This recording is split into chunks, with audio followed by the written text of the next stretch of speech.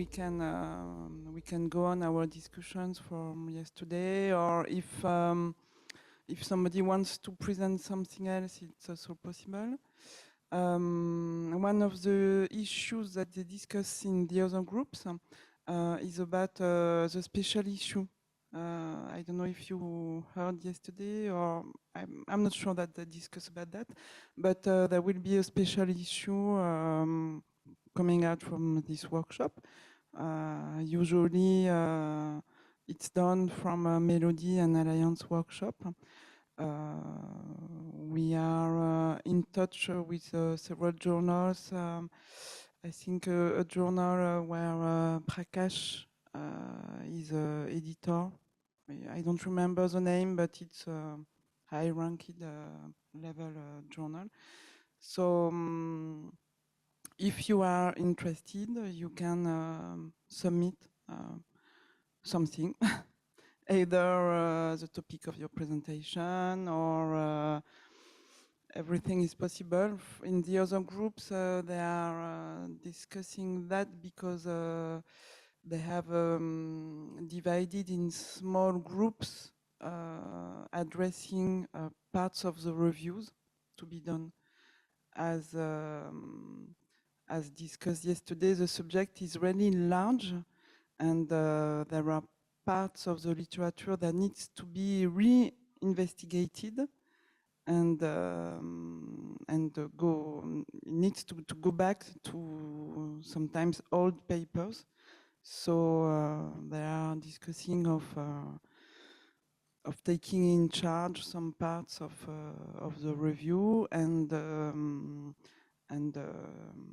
so publishing these results in a special issue.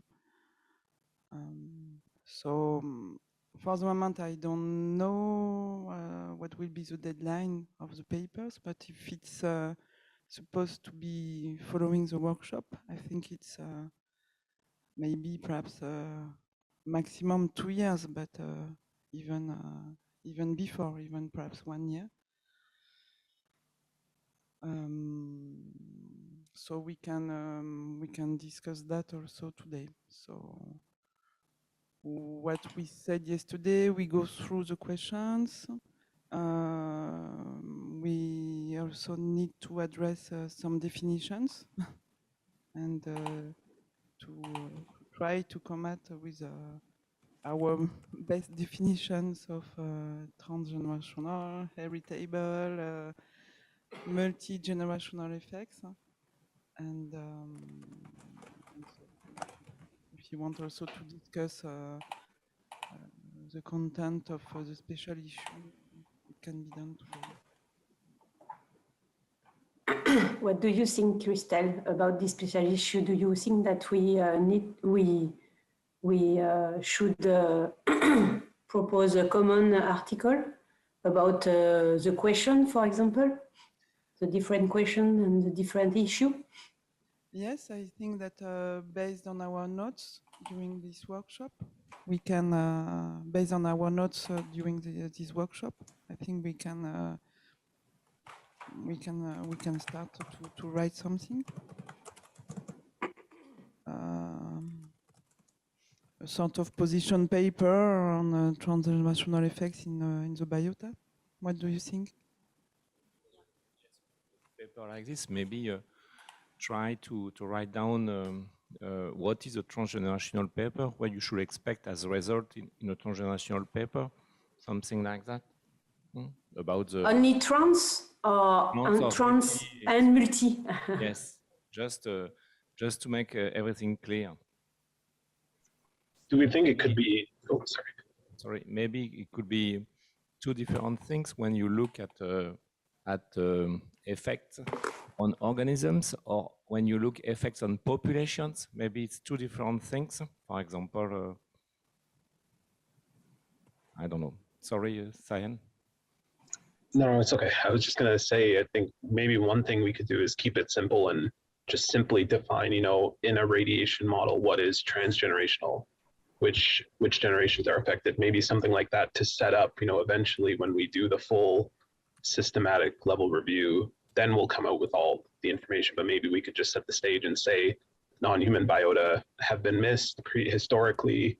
The goal is to define, what is generational, all these kinds of terms. Maybe we could start simple so we can set up ourselves for down the road. Just an idea though.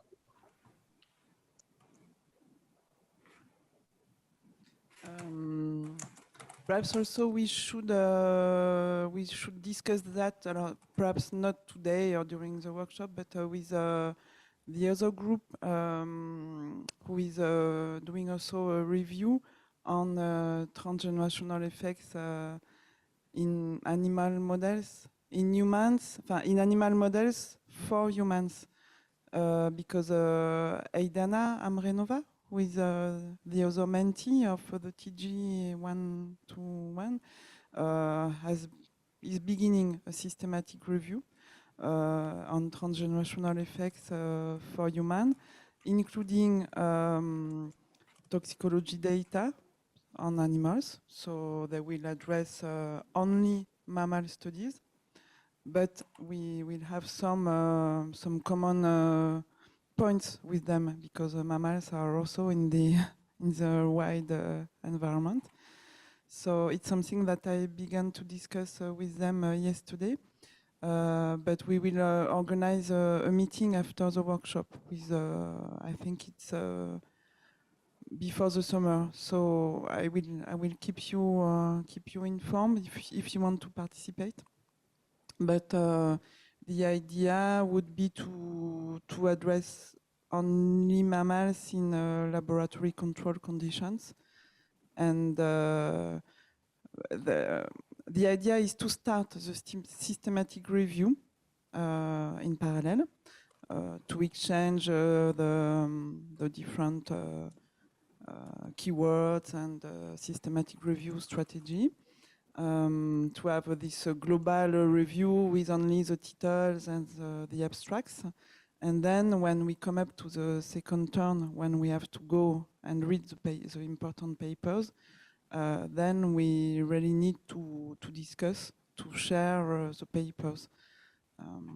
Because in the environment, in Chernobyl and Fukushima, there are several papers on mammals, on deers, on roars, on small rodents.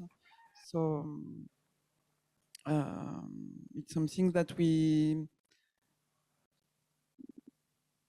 I think it would be worth to discuss that with them in common, because it's something that a lot of people in the other groups are interested in. I heard them discussing, and they said, okay, we should not stick on humans, but really take the information from also from animal models. So I think we have from this test group, we need to address environmental issues, but this material can also be discussed and can be used for human radiological protection. I think it's important to keep that in mind also.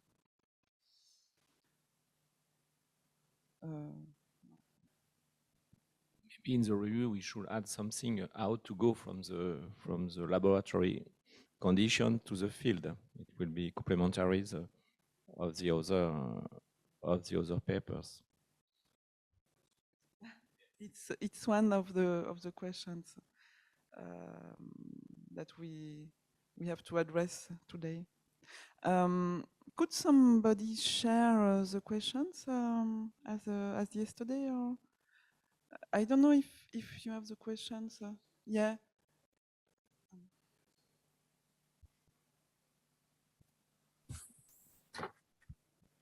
Would you like me to share them again? I think it's in the program. Yes. Yeah. I think we have them. We are opening. Yes, we have them. Group C. Group C. Go down. Yeah. Yeah. Here it is.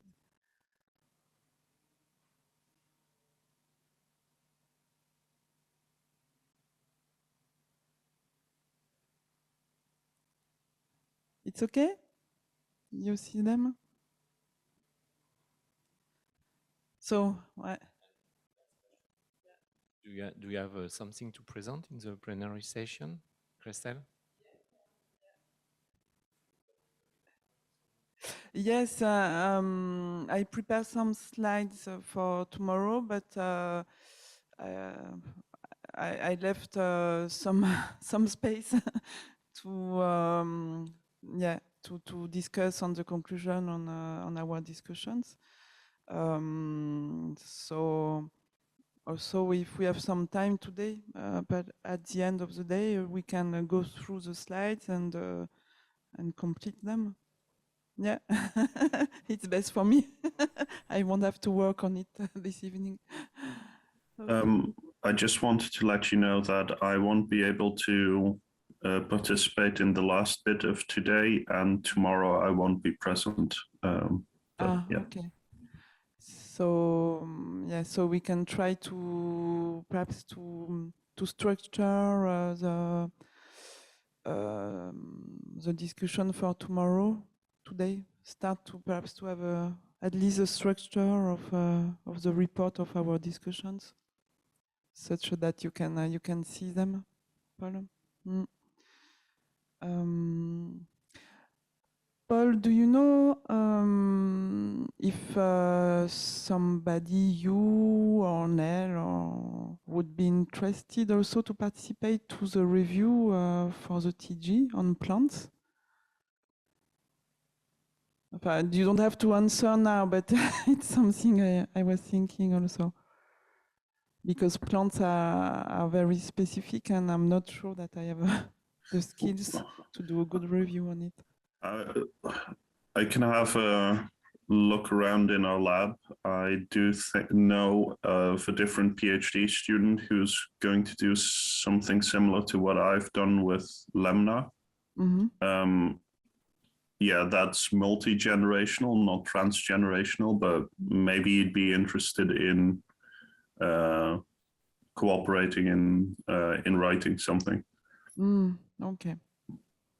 Okay, we can discuss that with Nell after, but okay. So I propose that we start, and when Nell arrives, she will jump in the discussion.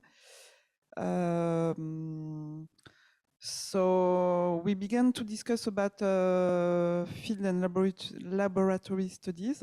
So what you said, Patrick, is that one way of using field and laboratory studies would be to use them to compare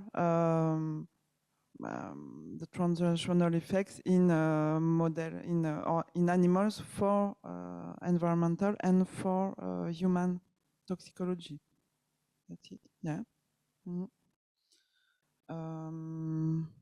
Anything else on that topic, or about, for example, the sensitivity of different radio sensitivity of field and lab models? Well, I do think that, yeah, we've seen that yesterday as well. I believe that certain stress factors will affect the sensitivity or radio sensitivity of all kinds of organisms. So if you want to have a comparative way between the field and lab studies, you need to introduce those extra factors in your lab study as well in order to mimic it, right? Yeah. Or did I misunderstand the question here? No, yeah, I agree with Paul. I think the big difference for me is the lab is nice because you have control over everything. So in theory, the only variable that should be changing is the radiation exposure. But I think the problem with labs is that you miss kind of the context, right? Organisms don't live in isolation. They live in a very stressful environment. We talked about that, you know, there's all sorts of factors. So the field gives you more context of what does the role of radiation play, you know, in the animal or plants, you know, total environmental space, whereas the lab can very directly answer what is the effect of only the radiation. So I think you kind of need both, right? Both are important and different questions. So I think to me, that's the big difference, is the context of what the actual organism experiences versus in a lab. You're more controlling all the variables. And you have a good point, Paul. I think if you want to design experiments, you can do multiple stressor experiments, but they are complicated. There's a lot of control, so they have their own inherent challenges. But that is another advantage of the lab, right? You can control other aspects if you want to ask different questions as well. So I think it's just the experimental control you have in a lab is the big advantage to me. Mm. Yes, I fully agree. In the lab, you are in the best condition, and in the field, usually maybe the condition is not so good as in the lab. But the lab could help to look for something in the field conditions. If you find something in the lab, you should find it in the field, but it will help you to look at the right parameters in the field. It's my feeling. I think that's a good point. I think if you find another variable, you can start controlling for it in the lab. So I think that's another way to look at it, is the lab lets you answer questions about other parameters. I think is very powerful. Yes, just to complete, for me, it's difficult to compare strictly, but it's very complementary, and lab help field and the reverse also. So I think how can field and laboratory studies be used in a comparative way? For me, it's not in a comparative way, but complementary way. It's better for. It's my opinion. Why do you think should we list the fact that it's difficult to compare? What is the major challenge or? Well, like others have said now, yeah, a lab study is you could perfectly mimic a field study in a lab. It will take a massive setup, but I think that's not the goal of a lab study. If you introduce, so if I look at plants, for instance, if you introduce all the metal contaminants in the soil or in the water, as well as the irradiation, and then you stress them with fluctuating night and day temperatures, stuff like that, then you could potentially approach field conditions. But yeah, I think that's the main reason why it won't be in a comparative way, like you said. Also, the fact that we use model organisms for the lab, and sometimes it may be difficult to have the wild species or the diversity of the wild species to be studied in the lab. Yes. Most of wild species are very difficult to handle in laboratory.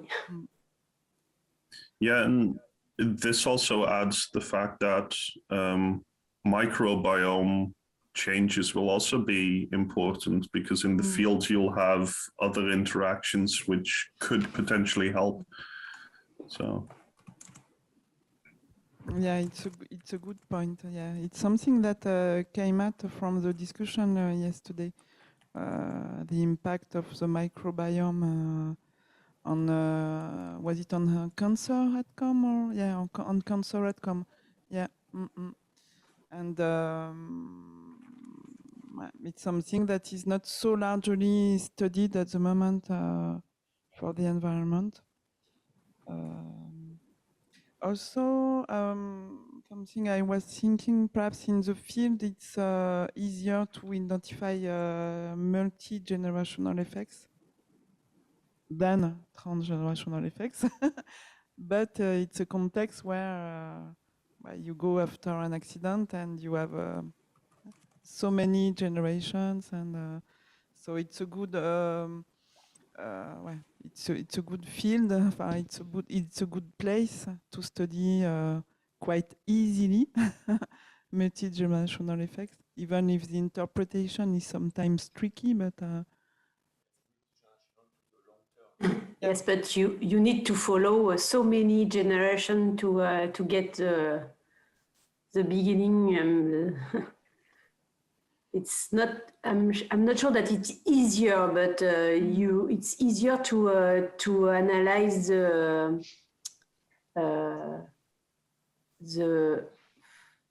resultant of multi-generational exposure, but in the final generation. yeah, sometimes you don't have the time zero, so it's a problem. Yeah. Yeah. Yeah. Mm. Hello, everyone. Hello, Nel. Sorry for being late. No, don't worry. So we were discussing about the Field question and one. lab. Yeah. Exactly. Yeah. I think it's a very difficult one, and it's also very difficult to use them comparatively. I think we have been trying this, but it's very difficult to set up a lab study that mimics a field study, or to use fields samples in the lab. Like I said yesterday, what we did with seeds collected from Chernobyl or Fukushima, we bring them to the lab and we do here studies with them. But it's in the field, your natural variation is so big, especially for plants. It's but I know also for animals. I know that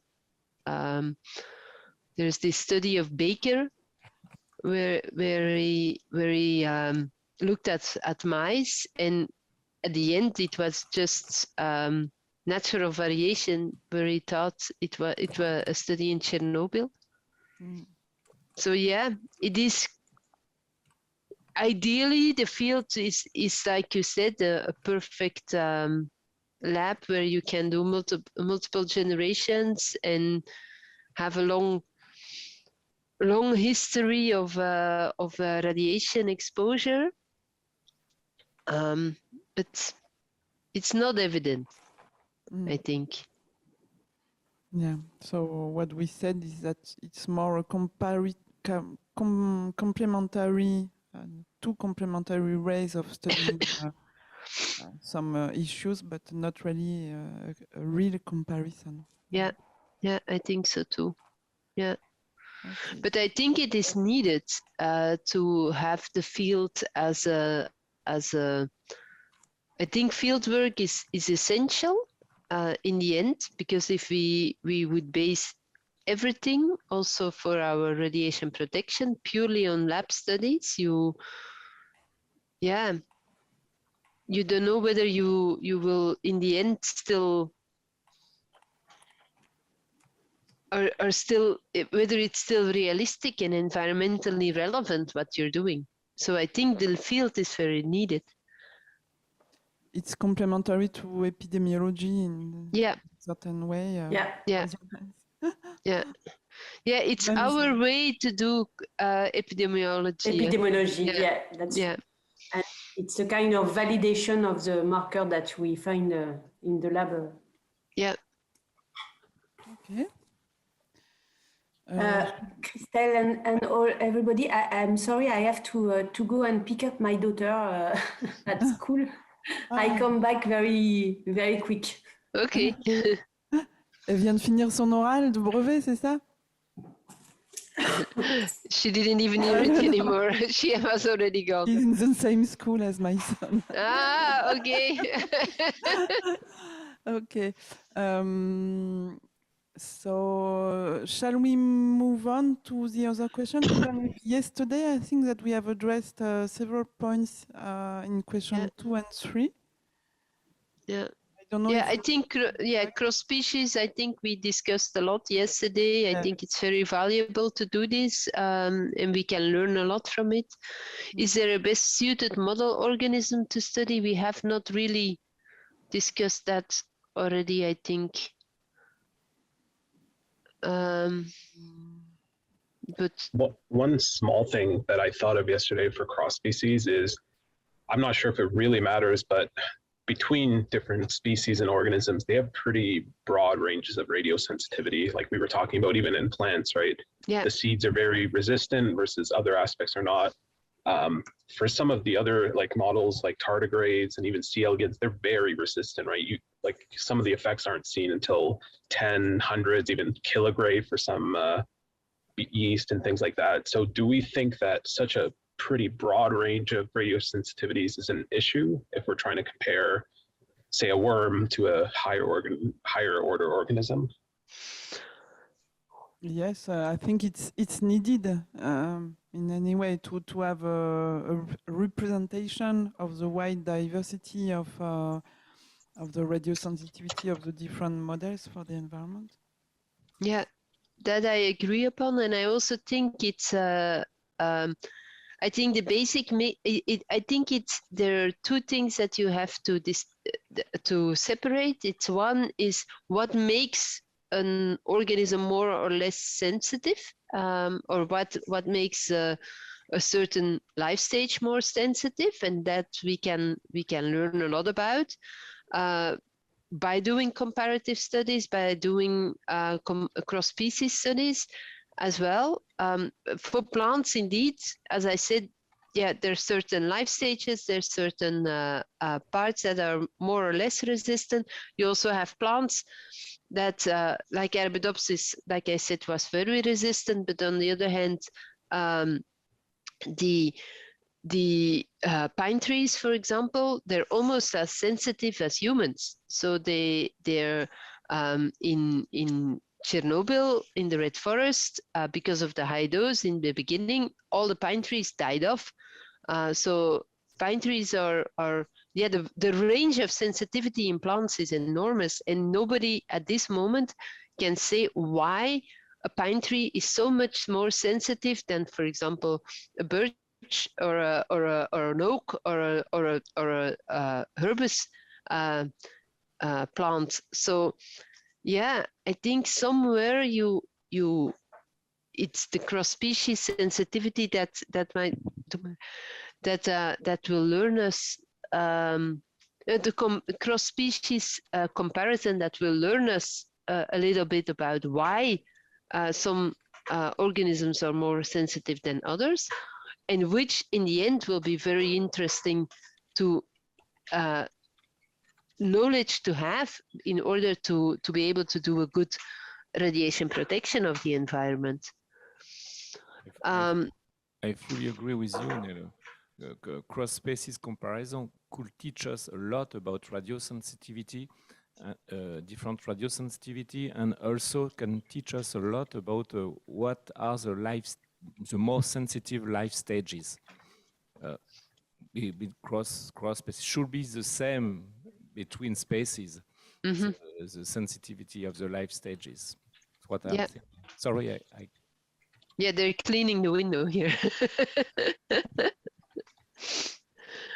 Yeah, I agree. And I think the life stages there, I think the sensitivity of a life stage that might be the same. I think seeds, whatever plant you take, the seed will be the most resistant one, whereas for animals also, I think the embryo or the fetus when it's developing will be very sensitive. The germline will be especially sensitive because it might linger off in the next generation.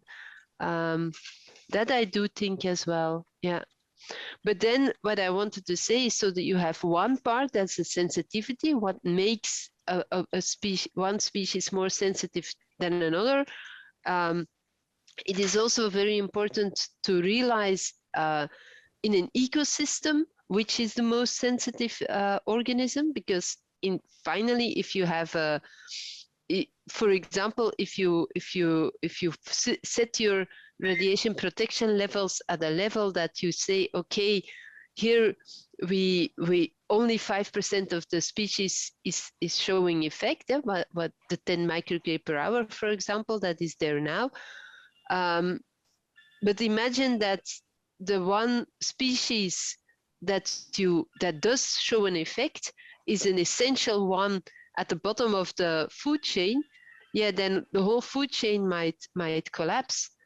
So you have to know about in an ecosystem what is the most sensitive step in that ecosystem that you need to protect. And then finally, I think if you look at so there's one thing, understanding species sensitivity, but another thing is understanding the damage and the results of the radiation itself. And I think that is independent of the sensitivity. I think the pathway by which the DNA damage is being is having an effect, or is having an or is being is going to an adverse outcome, that I think is independent of the species sensitivity as such. It will depend on the species how it can respond to it, but I think the damage pathway is essentially the same over different species. As you said, it's maybe something different we have with other groups. In an ecosystem relative to radioactivity, you should protect the weakest point of the ecosystem. And it's why the cross-species comparison, it's very important, as you said. Important to protect the weakest point of the ecosystem.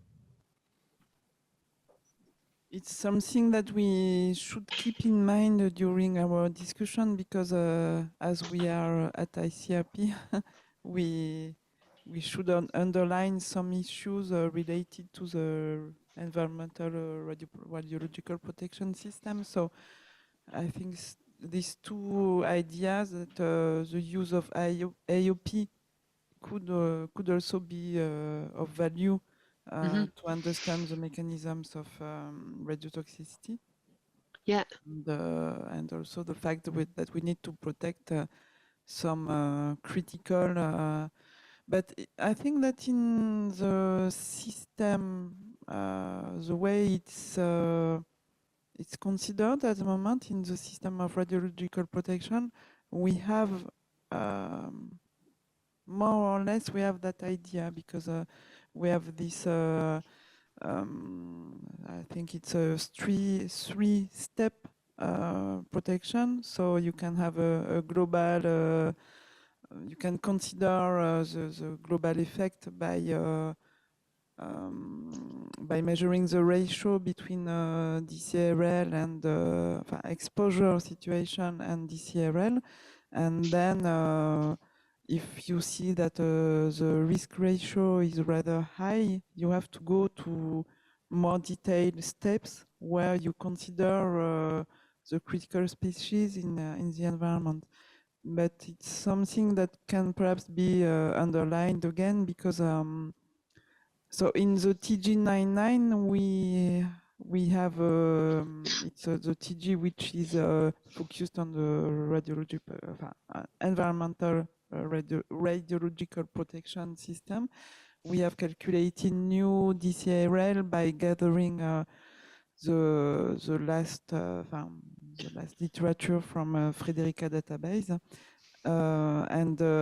So we have new DCRL that will be launched in 1 or 2 years after the report is revised by the different committees. But the way this approach will be applied two different situations.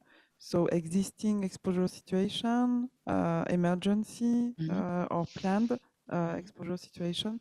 This, the way this have to be applied will be discussed in another task group, 105, which is led by David Coplestone. And we could perhaps underline the importance of considering critical species when it's applied, for either for emergency. It's quickly discussed because generally, you focus on human, but for the other exposure situations, it's worth to underline this point. Yeah. So so that is the application of the DCRLs is in task group 105, and task group 199 or 99 you said has looked again at the DCRLs, and it's different from what has been published before. Yes, so it's something that is in course, but what has been done is to have some thoughts on the choice of the wrap species. If you remember, there are several wrap species, and in fact, some points were not always logical because, for example, for mammals, you had several models. You had deer, you had Mouse was there. fish, you had plants, you had frogs, and those species were chosen in order to have some sort of representative species from radio sensitivity, but mostly from absorbed dose, describing different environments. And in fact, it was not completely in line with the knowledge, the data that are available for these different organisms. And it was not completely also evident that that you have different models, that you have, for example, I don't know, 2 or 3 different models for mammals, whereas you can have one general group of mammals. And for that, you can use all the data available on mammals to come out with a with a higher statistical power. So to calculate the DCRL. So we using the data that were available. So we went only up to 2010. But we added more data. We also used acute data by doing an extrapolation acute to chronic toxicity to enrich the data set. And by doing that, we came out with, I think it's 12 wraps. And with a logic to define some new wraps. So the DCRLs are there is a statistical, because before the DCRL were more chosen on an expert basis, and now we have recalculated them. Using an approach of effect sensitivity curves. So on for a same taxon or even family, or it depends on the data we have, but generally we were at the family level. On the same taxon, you gather on a graph all the EDR10 for the different endpoints that were chosen for morbidity generally. And then you can extract a threshold for 5% of effect data that would be affected for the DCRL. So it's a little and bit of species sensitivity distribution yes, way forward to put all the EDR10s together and then look at the level where 5% of the yeah, animals is, yeah. yeah. And So it's not at the species sensitivity, but effect sensitivity, but it's a way to gather all the data. yeah, yeah. And do you know, Christelle, when or where it will be, this new set will be released? Because I'm really interested in that. Yeah, so we plan to finish the report before the summer. And then we have different steps of reviewing the report. I think the first step is internal reviewers from the committee one on effects. And then the report will be publicly available. And then you can read it, you can make commentaries, and everything is open to include the corrections. Or so I don't know. I can ask, but I don't know if the report can be released before the review from internal committee reviewers. Yeah. But And well, I have to. and just to lift the tip of the how do you say it, the knowledge that is coming out, do you know that the DCRL bands have shifted somewhere or somehow? So another point is that we have not decided, because it has to be discussed with the group of David Coppelston. Yeah. But we have not decided if the DCRL will still be a band, or whether it will be a level. Will be Yeah. a value. Yeah, because sometimes it's tricky to have a band. Yeah, And, that's true. Yeah. Well, again, it depends on the context, on the exposure situation, and it's something that is not completely decided for the moment. The DCRL value have changed, that is true, but I'm not sure that they are dramatically changed. Okay. Yeah. Okay, then we have to wait until it comes out. I'm really curious.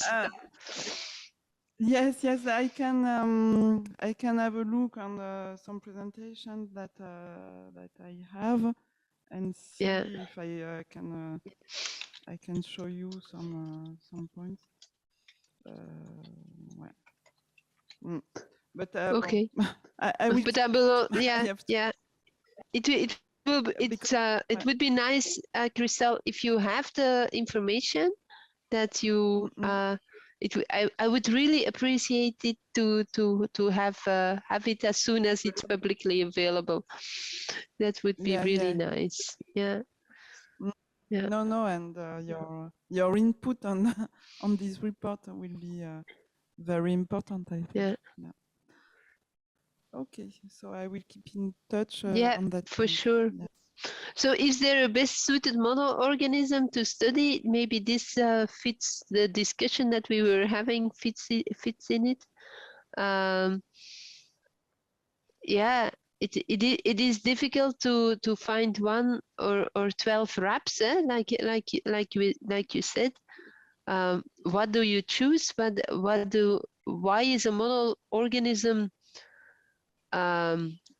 the best one to study? It's like I said yesterday, we work with Arabidopsis because it's a molecular model organism where all the tools are available. But on the other hand, it's a very radiation resistant organisms. So yeah, that does not make it a perfect model. On the other hand, on the rats that were there, studying crab, for example, that was chosen as a rat. It's maybe a very good model organism for radiation protection, but there's no molecular data on it, so it's very difficult to study it on a mechanistic point of view. So I think a model organism, yeah, you have to see whether it fits the purpose that you want it for. That's my thought on it. I will go another way. Maybe we discussed this already yesterday, and we discussed about clonal reproduction and sexual reproduction. Yeah. Maybe it would be important to have some clonal and some sexual organisms to compare, to go to these transgenerational effects.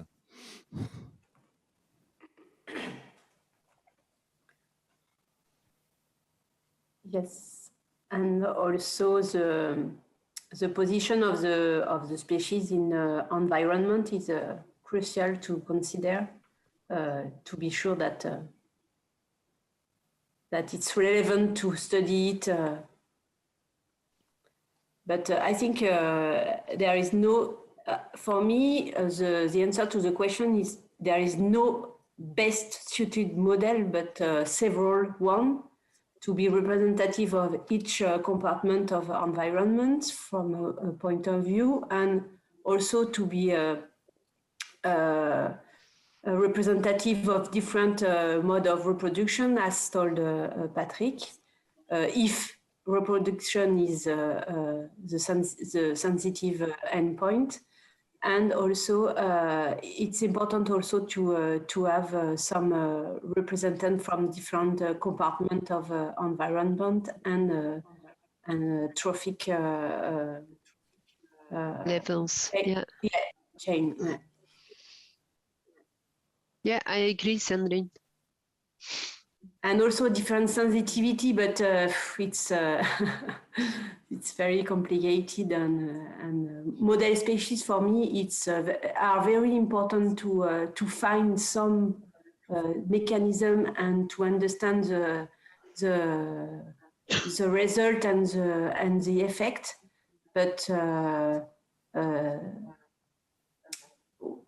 it's important to shift not very quickly, but it's important to shift toward a very realistic species of wildlife to be relevant for ecological risk assessment for me. I think that we must also keep in mind that the question is addressed in the context of transgenerational effects. So I think we have to prioritize our thoughts. Sorry. On transgenerational effects. But we have discussed a lot of things so this morning, but you have a perfect model organism for transgenerational effects. Yeah, you need to have one that has a very short lifespan. But because if you want to have different generations, but then again the question comes, for example, if you take Daphnia or Lemna, which are clonal organisms, that is also so the question of the reproduction pops up again. But yeah, a model organism needs to the C. elegans, for example, I think is a very nice way for looking at different generations. You can easily go like the slide that you showed yesterday, Sandrine, up to 17 generations, because the generation time is that fast. On the other hand, I think if we need to be relevant for the environment. So yeah, it would be nice to also have a higher system like like a chicken or something. I know that there is a group in Spain and Sweden that has a transgenerational model system for studying transgenerational effects in chicken, which might be very nice to see what radiation does on that model organism. But yeah. I think it also depends on exactly what the context is, because I agree the short generation time is good, but if you theoretically wanted to look at something like cancer and a stochastic effect, then the opposite is better, right? Having a longer generation time lets you look at things that may not develop in something that is turning over so fast. So generally, I think for an environmental perspective, you don't care so much about the stochastic effects as you would for humans, but it really depends on what you're asking, because I think we mentioned about, well, we would want to focus on the most radiosensitive species, but you could maybe argue that if you focus only on the sensitive ones, you're going to be detecting changes all the time. But if you pick something that's more resistant and then you use it as a biomarker of, say, environmental health or something like that, if those really robust species that are resistant start changing, because, you know, we're talking about things about radioisotopes that are persistent for decades at a time, right? These effects could be very drawn out, very gradual. So I think having a good mix of species and a range of radiosensitivities is good, because then you can answer different questions from that way. So again, I think I'm just complicating things, but I think it really depends on what you're trying to answer when you choose species, for sure. Yeah, I agree, Cheyenne, that it needs to fit the purpose of your study. Yeah. And yeah. And also in line with that question, perhaps is, but we will see later. But if you have different biological models, you can also scan different strategies versus genetic or epigenetic mechanisms, because yeah, if you want to understand something from this complicated intrication of genetic and epigenetic issues, yeah, perhaps you need to have a diversity of model organisms to tackle different ways of different epigenetic changes. I don't know. I think that's where Nell's point is very good, because something like the C. elegans, which is very widely studied, you have a lot of information to answer very detailed genetic and epigenetic questions. Whereas if you pick a species that's not widely studied, they won't have genome sequence. So if our focus is epigenetic and genetics, I think that should be a relevant consideration. Not that we don't care about those other species, but if we're trying to answer molecular questions like that, you should pick a species that fits, right? So I think that should be a relevant concern when we talk about this. Yeah, and then another issue is that, okay, say you pick a species, different species have also different ways of dealing with things, because even within plants, not all plants use transposable elements as much as other plants. Pine trees, I believe, have more transposable elements than, say, other species, and that will significantly affect the way they deal with, in my case, DNA methylation to protect its genome, for instance, and then it won't be comparative to other species that you might be interested in but can't study because they're not the model organism. Yeah, so depending on the mechanism that you want to study, you may have to use a different model organism. So again, you need to have a model that fits your purpose. I think it's yeah. So I think the general answer to question 3 is no. There isn't a best one. You can't simply say that there's one or like even a batch of 10 different model organisms, I think. Unfortunately, science isn't that easy. I think if it was, we wouldn't be here right now. Ultimately. Should we move on to question 4? Yeah. She's a tricky one also. Yeah, it's a tricky one. First of all, I think it's a little challenging. I don't know whether whether transgenerational effects are more or only observed in non-humans. I think. Are there really? Yeah, that's what I really don't know what to do with this question. We already answer it when we are discussing, because in biota we are interested with species with short lives and with a quick time for a lot of generations. It's maybe the point why we have already observed this transgenerational effect in biota and not in human. Yeah, and I think also the fact, like Cheyenne said, we in non-human biota don't look so much at stochastic effects like cancer induction, which I think is very hard to prove whether or not a cancer in the second or third generation is a transgenerational effect of an exposure in the first generation, because you cannot. There's so many things happening that cancer is a multi-step part, and it can be that one of the triggers in that cancer development is the fact that you have a lingering effect from your parents, but you can never prove that. So I think for cancer, it's very, very hard to show transgenerational effects. For other endpoints, like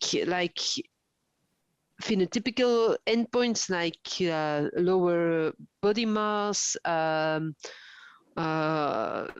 heart effects or something like that, or cognitive effects or something, maybe there it's more easy to show transgenerational effects in humans. I don't know.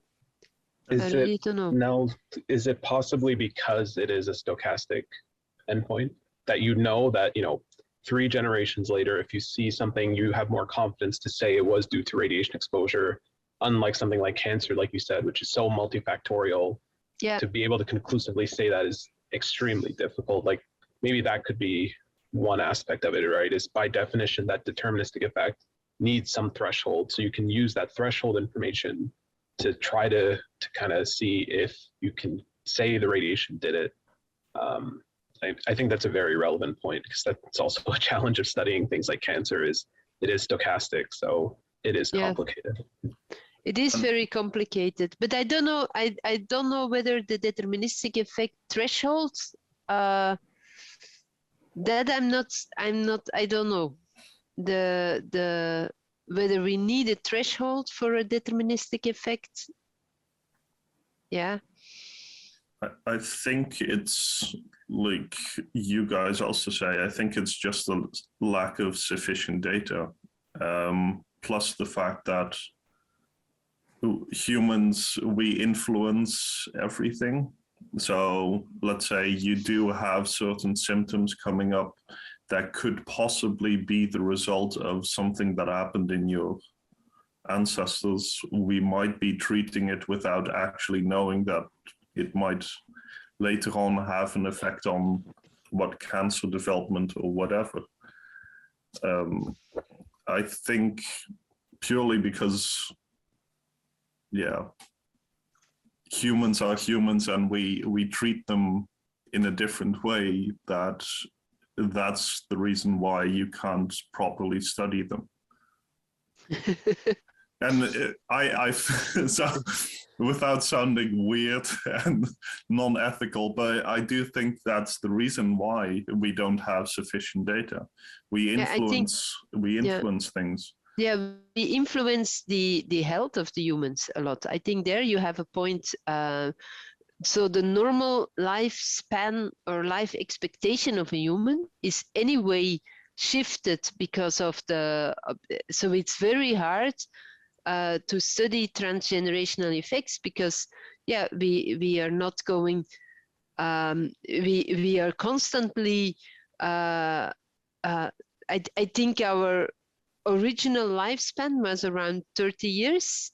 We are now at 80 years in the Western world, and that is because what we do and how our health is being monitored and looked at and stuff like that. So it's, I don't know whether transgenerational effects cannot be observed in humans, but I think it's very hard to prove them because of all the way that humans are changing their own way of life anyway.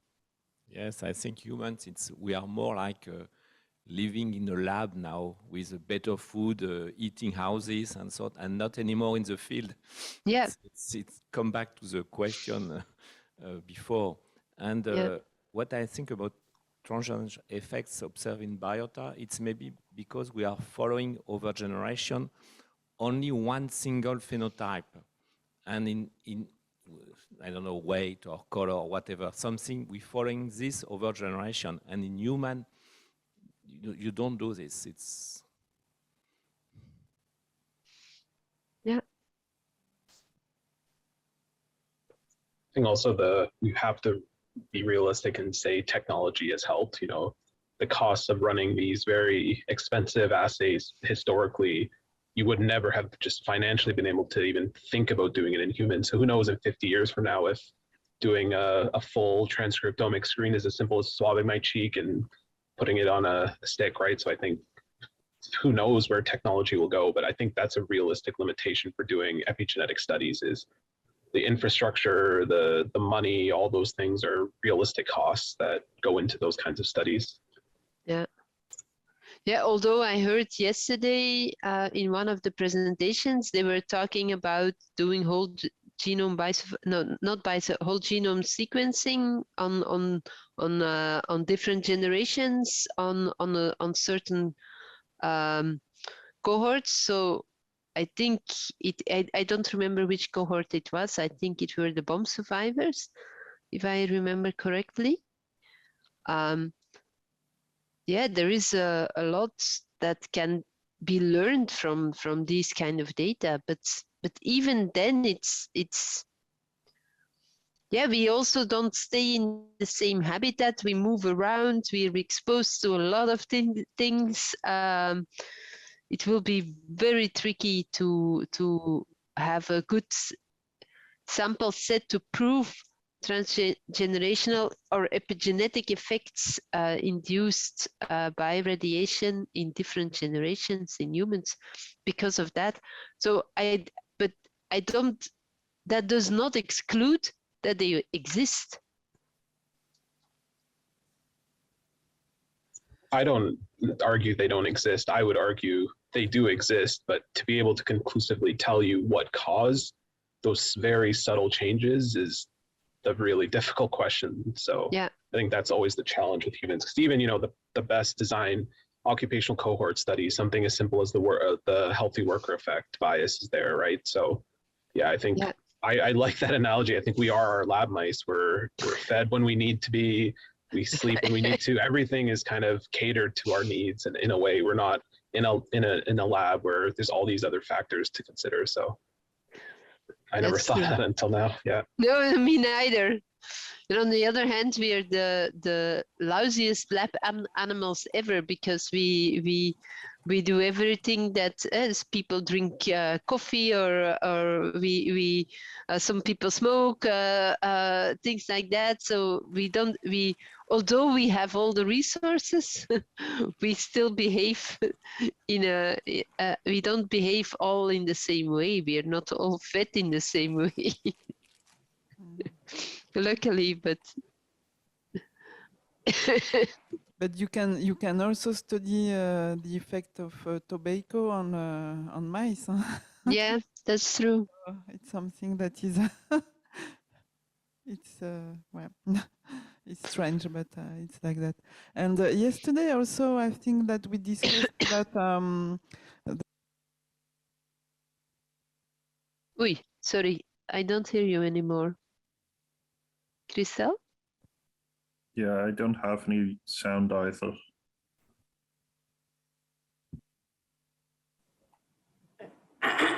Christelle, on vous entend plus. Oh, there's a technical guy standing next to them Yeah, to help. for 2 people. Yeah.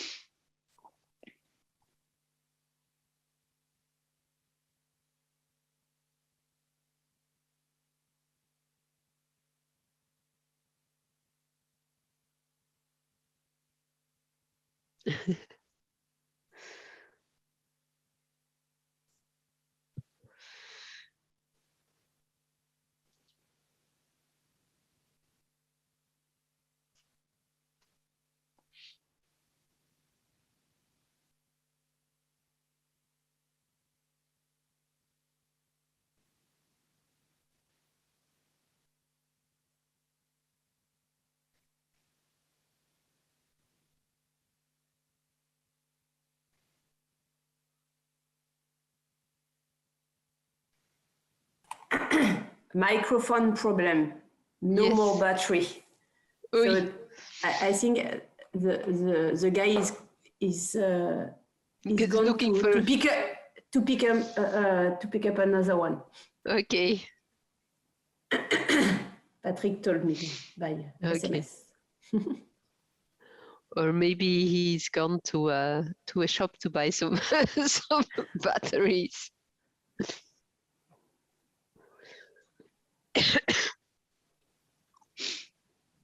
It's too early for coffee yet. So I think 20 more minutes. yeah. I started at 2:30 here, so it's not too early. At 2:30. Whoa. Ah, yes.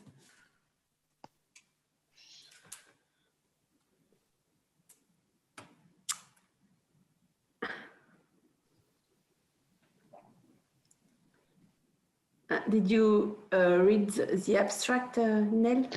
I have seen the mail, but I'm sure the abstract is I'll do it now fastly. No, but It- I And submitted you it. submitted it. Yes, yes, yes, yes. I submitted it, and I thought that if someone disagree, I will cancel it.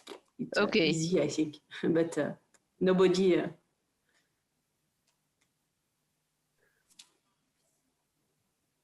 Oh, it's good. It's perfect.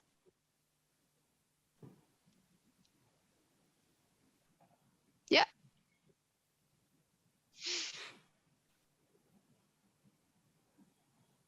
Great. Thanks. Yeah, it's okay.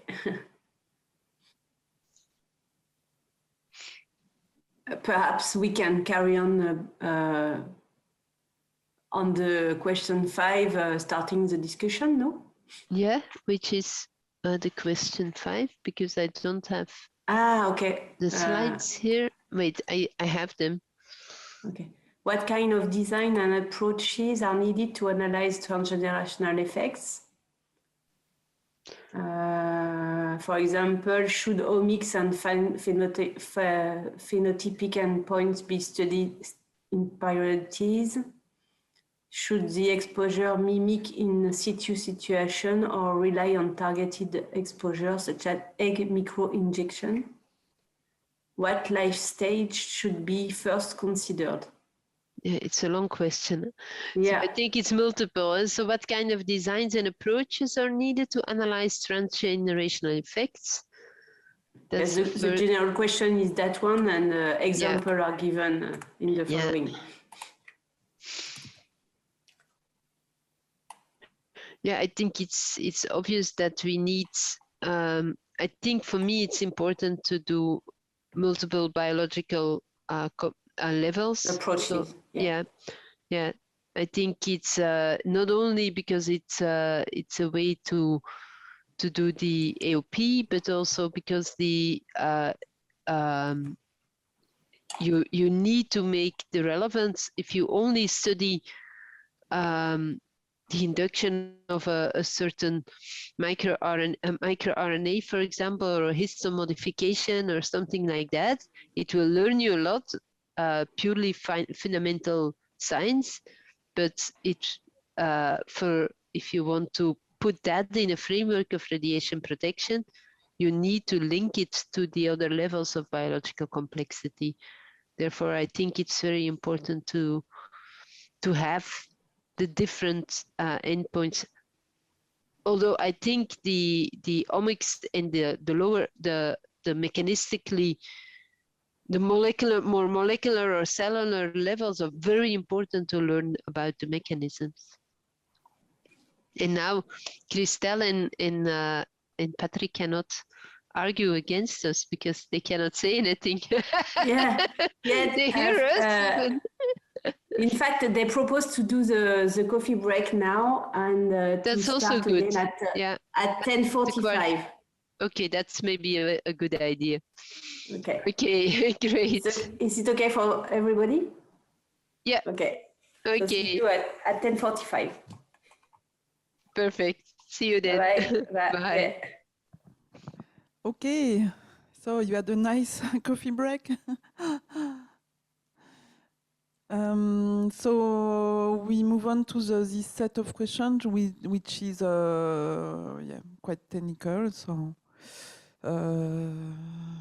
question 5: what kind of designs and approaches are needed to analyze transgenerational effects? We had some examples, but which are only something to launch the discussion. So it's in fact we have already discussed the point omics or phenotypic endpoints. Should we mimic exposure situation? What life stages should be considered first? Yeah. Yeah, life stages we talked a lot about yesterday also. I think. Yeah.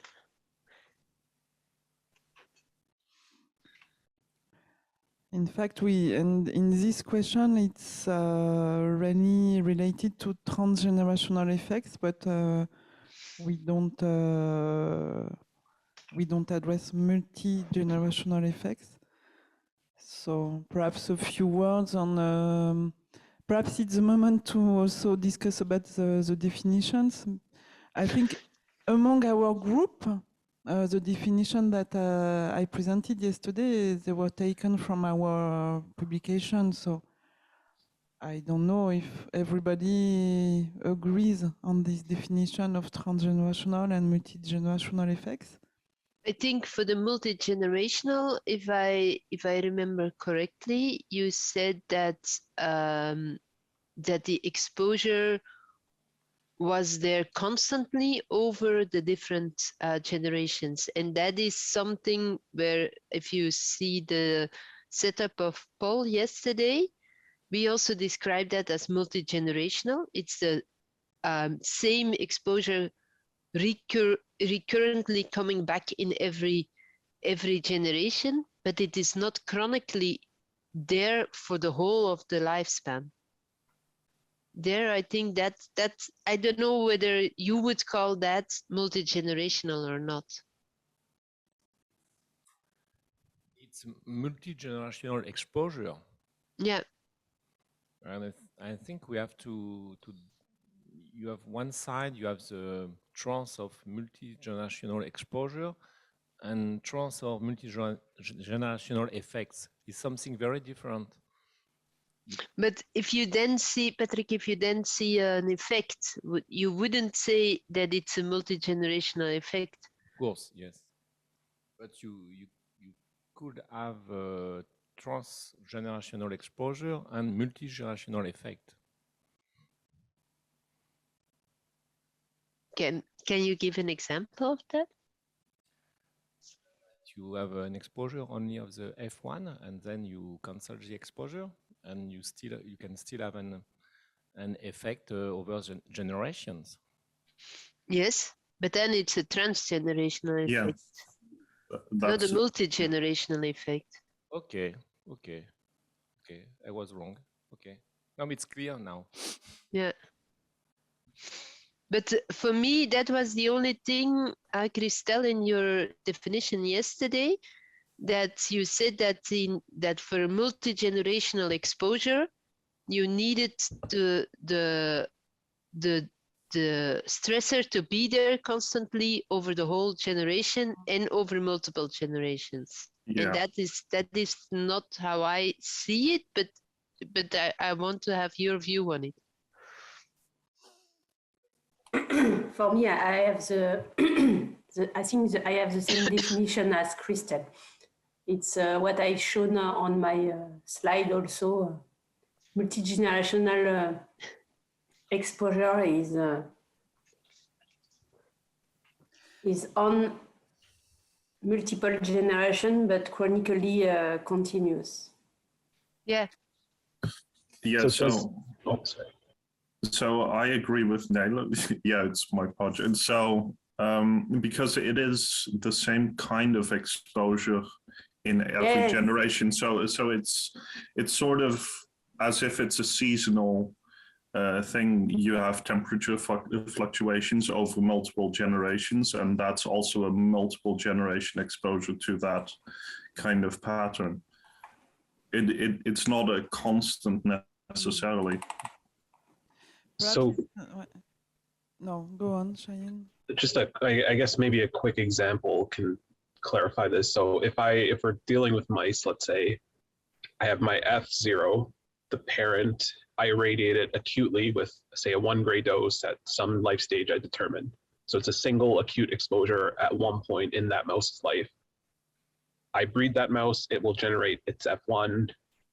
If I then irradiate that F1 at the same predetermined age, give it an exposure, and then breed that, generate F2, is the difference between multi and transgenerational. My kind of understanding about transgenerational is you expose F0, there is 0 exposure in F1, but you're able to see a response in F2. So is that F1 generation important in that you can say, because you're looking at 2 generations later, it's not just simple parent offspring kind of transfer, right? It skips a generation. So is that skipping kind of a key distinguishing factor that we're looking for, or is the priority kind of the timing of the exposure? Yeah, I agree with you. I think that the most important issue is that in transgenerational effects, you only irradiate the parents, which if they bear embryos, you can irradiate F1 and F2, and then at F3, you begin to address real transgenerational effects. And it's true that for multi-generational effects, in the lab, you can have different questions to be addressed, and if you don't irradiate them continuously, it's not transgenerational effects. So yeah, and also so the fact that we did, it was not a real acute exposure because we had a 14-day window in which we exposed our plants, and we did that for multiple generations after each other, every time the same 14 days. So yeah, because even for multi-generational studies, I think for Daphnia and nematodes, you don't really irradiate for the whole lifespan. You always take the period where there is a fecundity, and then you go to the other generation. Yes, so that's true. That's true. That's true. Yeah, and only also, developmental. Yeah. Sorry, excuse me. And also in the field, if you consider time after the accident, for example, you may have a multi-generational exposure, but with different levels of radioactivity. So, yeah, especially for, like, for example, frogs who live part of their life in the water, part on the tree frog, for example. During the season, its exposure differs. Because the moment that he's in the sediment, he will have a higher exposure. But yeah, it's year after year, it's the same kind of seasonality that you would expect. So Can I ask another kind of definition kind of question? Because this came up yesterday. By definition, does it have to be preconceptual? Because for mammals like us, if you're irradiating a pregnant woman, that fetus is inevitably going to get exposed to some degree of radiation. Whereas something like a fish, where it lays its eggs, those eggs are separate from the parent. So by definition, does it have to be preconceptual? Because what I'm getting at is if I give zebrafish eggs, say, a dose of radiation versus the actual parent that laid those eggs, is that an important distinguishment that it has to be preconceptual? Because it gets messy when you deal with in utero mammals, right? Because now you have both the parent and the offspring, and this came up yesterday. So yeah, therefore they say for transgenerational exposures, you have to go to the F3 for mouse and for the F2 for fish, for example, to make sure that you're looking at for me, a transgenerational exposure is that, or an effect is an effect that you see in a generation that did not encounter the stressor itself, either in its when it was in only an egg or a sperm. So you have to go back until the exposure needs to stop at a certain moment, and you have to look at the generation that comes after that. But when that generation was exposed, that doesn't matter on its own, I think. Yes. In transgenerational, you have to look for the effect on an organism that no cell at all has been exposed. Yeah. And I think with multi-generational, I don't know if transgenerational exists in the field. I cannot think about transgenerational exposure in the field. But it's mainly multi-generational exposure in the field. And I think we can talk about same pattern of exposure during generation.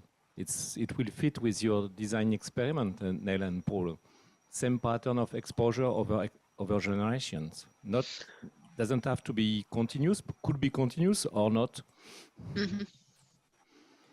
I think I'm not sure whether you could not have a transgenerational exposure in the field if it's a one-time event.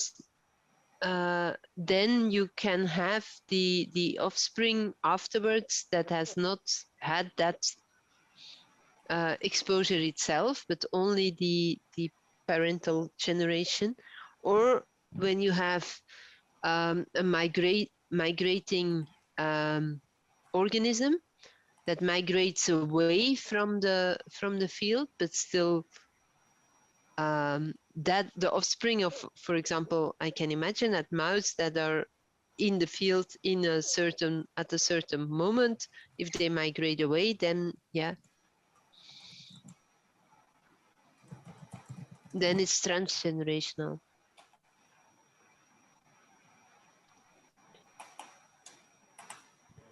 Just imagine this type of pattern, but usually migration is the other way. The population is decreasing. Yes. In the exposure area, the exposed area. That's true. Non-exposed bird of whatever coming in the exposed area. Is the migration in the opposite way usually. After the Fukushima accident, there was this paper on salmons migrating from Japan to US, and there was a big questioning about that. So it's not completely silly to have this this. No, This background. you Yeah. could, for example, in Fukushima, I can imagine. Sorry, I'm still suffering a cold. I can imagine in Fukushima, for example, in Fukushima you had the people going away there, and therefore the paddy fields and the rice production, for example, decreased in the zone, making that there was much less food for mouse, for example. So I can imagine that some animals that live on uh, on on the outskirts of urban areas might also migrate away with the people. But this is not what you. I agree completely that the most normal situation is a multiple exposure, and migration.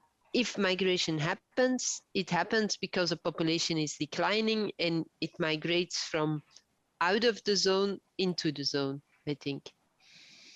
But for some more, yeah, it's not domesticated, but animals that are urban followers, you could imagine that they migrate away with their food source moving away. Could be, as you said, it could be good to give some example of transgenerational exposure in the field to make people thinking about this. Yeah.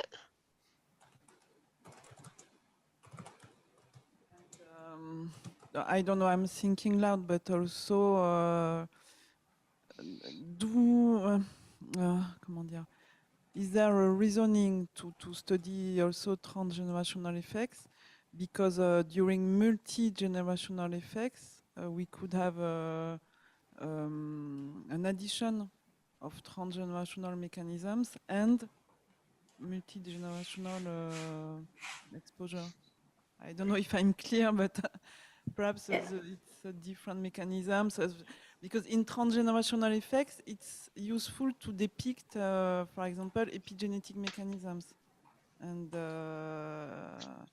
if you do that in multi-generational exposure, it's,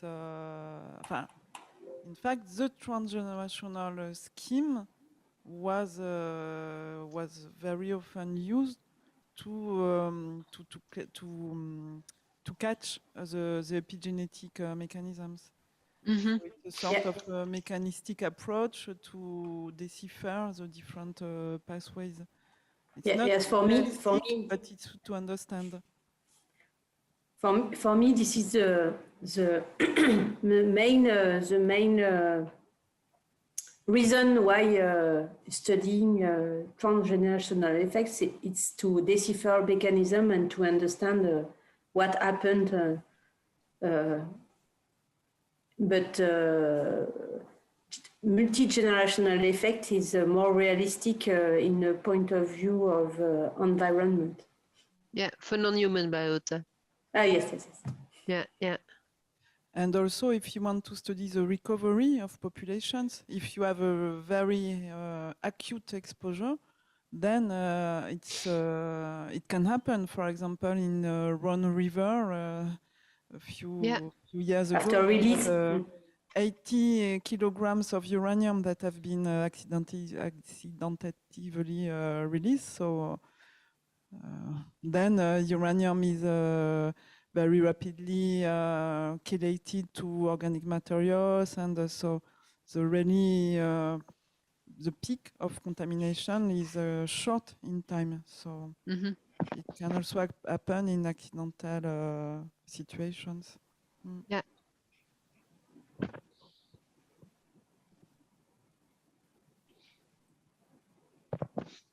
Yeah, so for the definition, we agree with transgenerational, that I think we agree that transgenerational is something that where the offspring itself has not been exposed. So you need to wait until you also the egg cell or the sperm cell is not exposed. So you need to wait for the F3 or the F2, depending on your organism that you study. And for multi-generational, it's the same kind of pattern coming back in several generations that you study,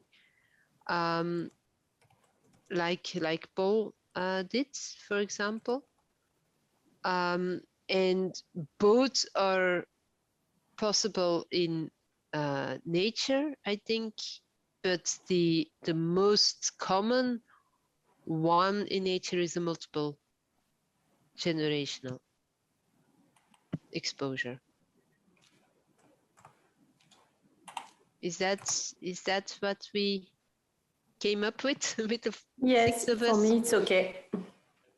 Yeah, me too.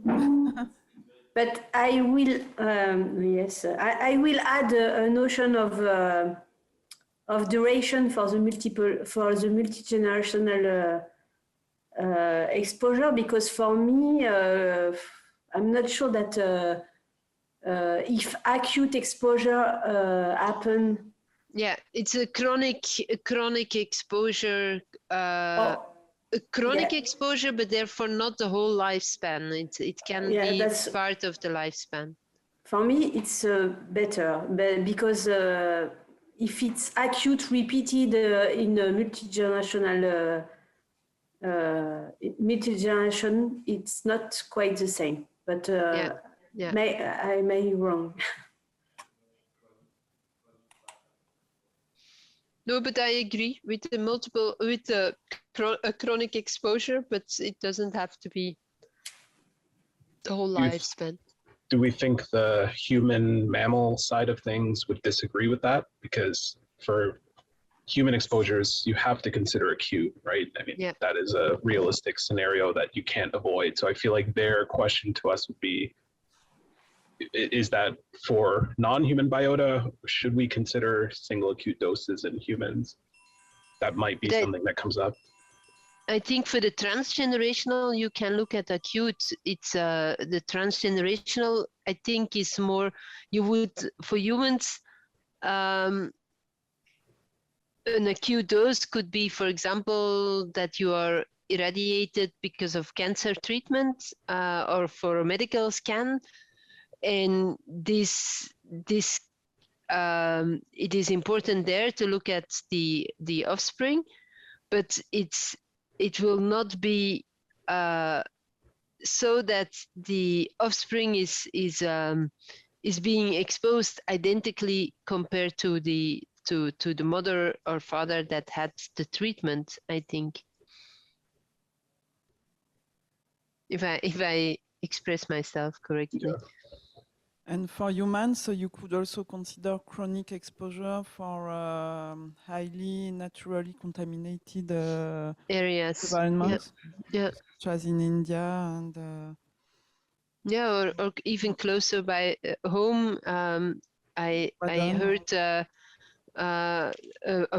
population that's being followed in Portugal that lives very near to an old mine site where there's a lot of radon. That shows quite a higher incidence of the radon exposure. Yeah. No, I don't disagree.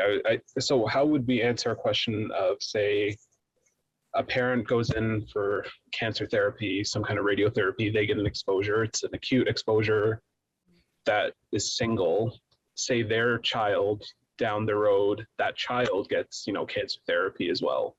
And say the grandchild happens to also get cancer therapy. Well, how do you kind of rationalize that kind of a very single acute dose in a single generation, but it happens to occur over multiple generations?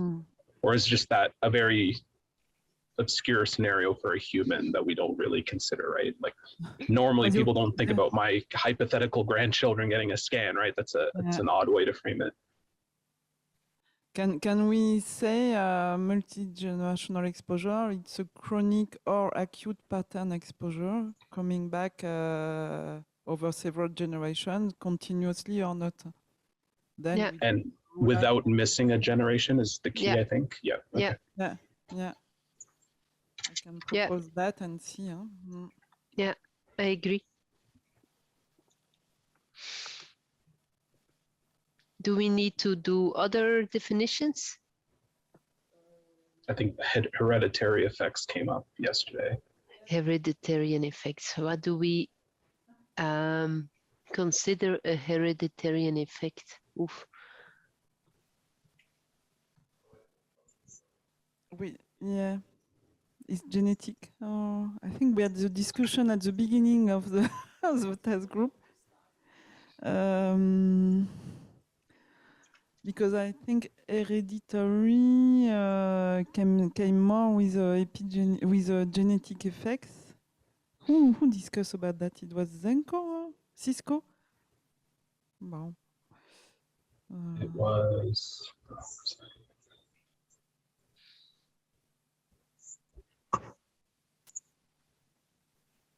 Perhaps we can wait for Cisco's presentation this afternoon. We can see what she presents. It was, yeah.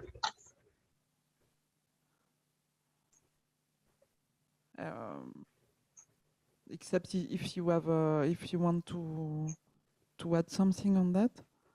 No, I was trying to see if I had anything in my notes. I think that is a good point. It might be beneficial to wait for that presentation for that part of the discussion, maybe.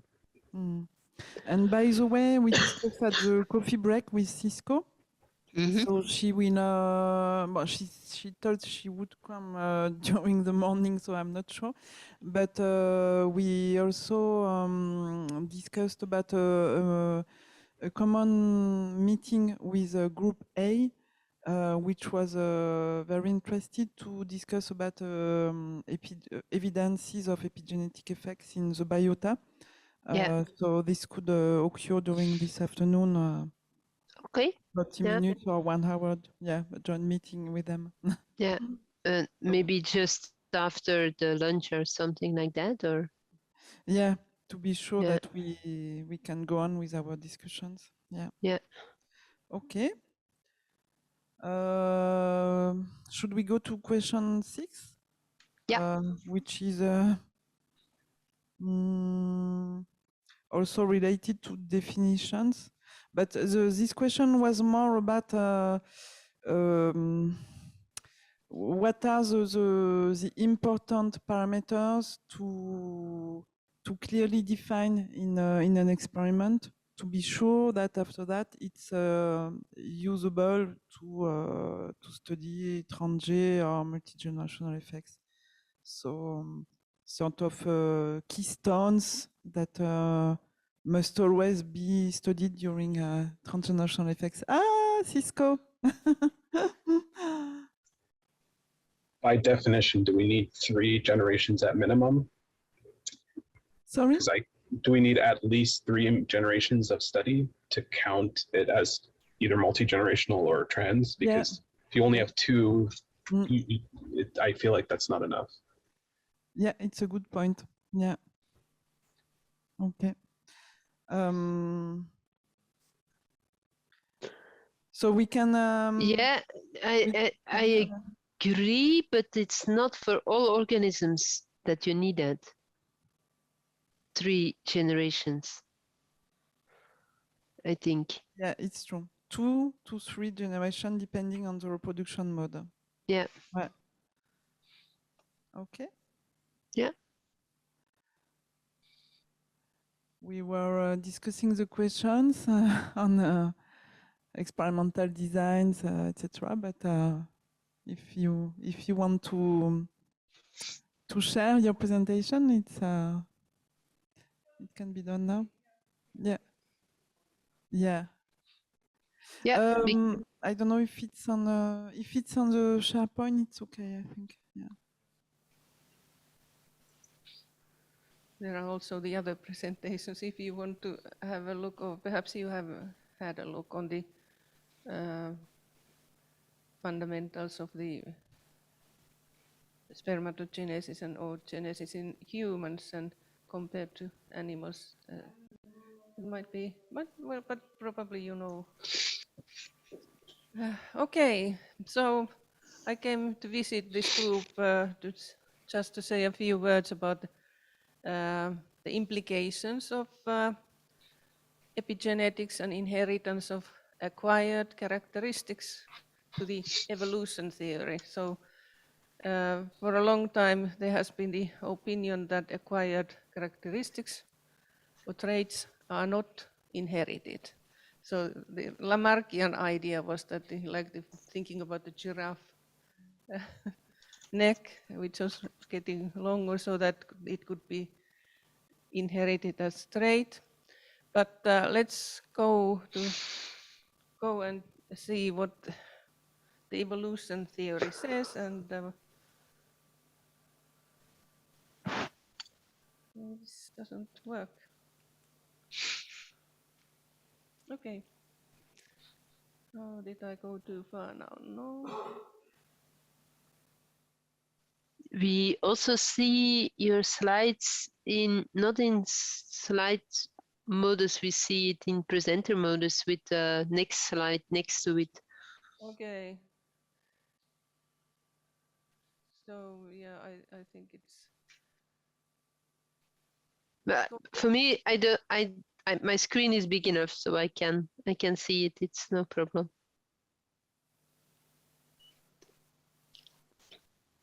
Yeah, can you check?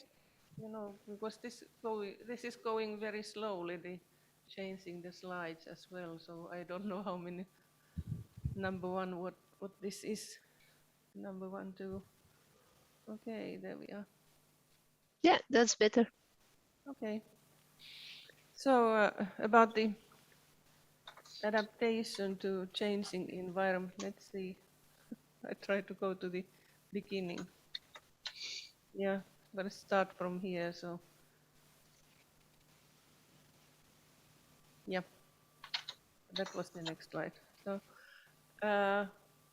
So as we know, the living organisms, they are constantly exposed to environmental changes, and they react by changing their phenotype, such as physiological characteristics and behavior. And the ability to adapt is linked to genetic biodiversity, which enables adaptation of a species in a changing environment. So we need biodiversity to be able to do that.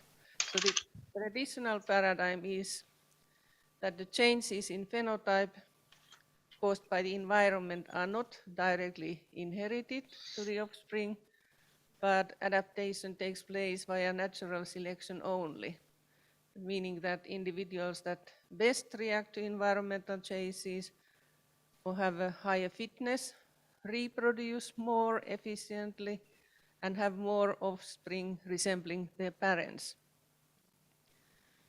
And the current scientific understanding is that environmentally induced changes in status of gene function may impact the gene function of the offspring and their phenotype via the epigenetic changes in germ cells. So the question is now if this puts into question the theory of evolution.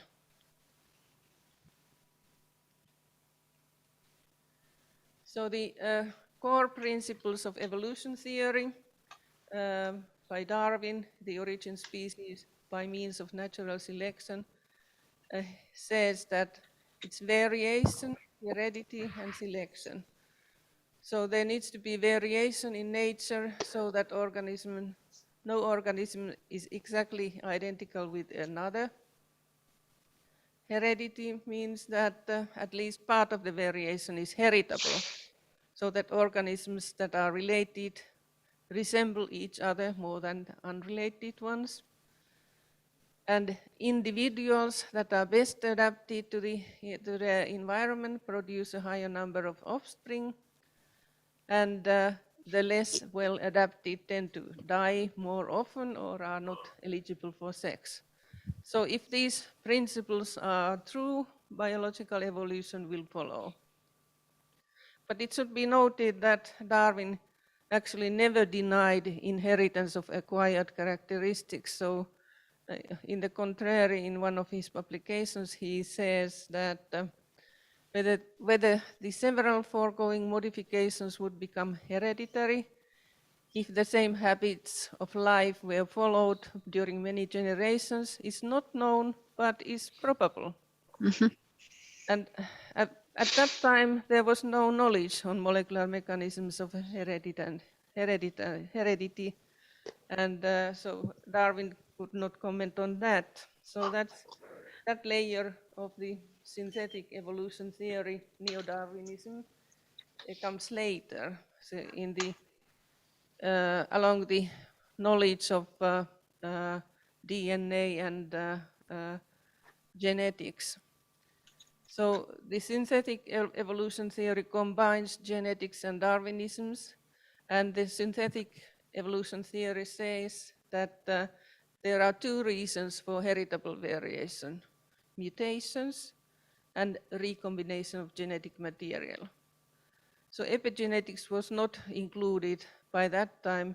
There was some discussion already on the epigenetic landscape by Conrad Waddington in the 1940s, discussing the variation in developmental pathways between genotype and phenotype, but only after the better understanding of epigenetic phenomena and understanding the underlying mechanisms during this millennium, actually, or from the 1990s on, this can be updated. So the synthetic evolution theory states that acquired characteristics cannot be inherited. So this principle is actually now disproved, and epigenetics should be added among the mechanisms causing variation. So in fact, there is no conflict with the initial evolution theory, only the synthetic one that should be amended. So what to do for the amending the modern evolution theory? So the epigenetic inheritance is changing our understanding of mechanisms of heredity. So not only genes, but also their functional status can be inherited. And different characteristics tend to exist within any given population as a result of mutation, genetic recombination, and other sources of genetic variation, including epigenetics. So this amendment could then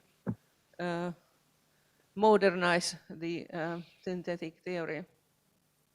So this means that adaptation may take place via selection of epiallele without need of actual genetic change. And epigenetic changes are important for adaptation of individuals and populations, enabling, in fact, faster adaptation to the environmental stresses.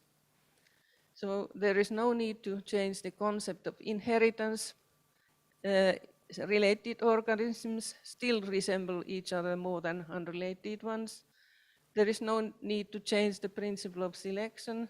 The fittest will have more offspring, and as consequence, the fitness of population will increase, provided that there is still variation among populations. So the biodiversity, which is very much discussed in the world today, it's very, very important from our perspective as well now. And I think it could be taken up also in the discussions on our field. Thank you. Thank you very much. Interesting, huh?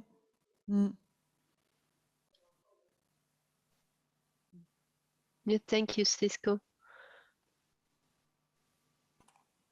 So we were just discussing actually what we a definition for heredity, but here it is. Yeah.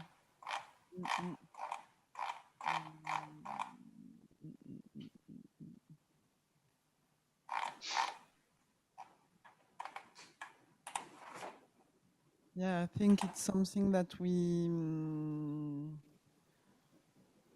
we are just now discovering, because even epigenetic inheritance, I don't know if there are lots of data on that in the environment. What do you think? They are coming. There are some papers, at least for plants that I know of, that show that epigenetic marks can be inherited. So there are actually three possible ways. So you can have the reprogramming not being complete, so that there is some epigenetic marks that stay, but that is not specific, so that you have reprogramming at the moment that you go to the next generation, but that this reprogramming does levels off at a certain level. Then another one is that you have uh, a systematic putting back, which is a very specific putting back of certain epigenetic marks. That is very specific, like it was also said yesterday. And then a third one, I think, but that's maybe more for plants because of the transposable elements, is that if you have an induction of transposons due to epigenetic changes, that the moment that they will sit, or the place where they sit again in the genome, because they will jump around.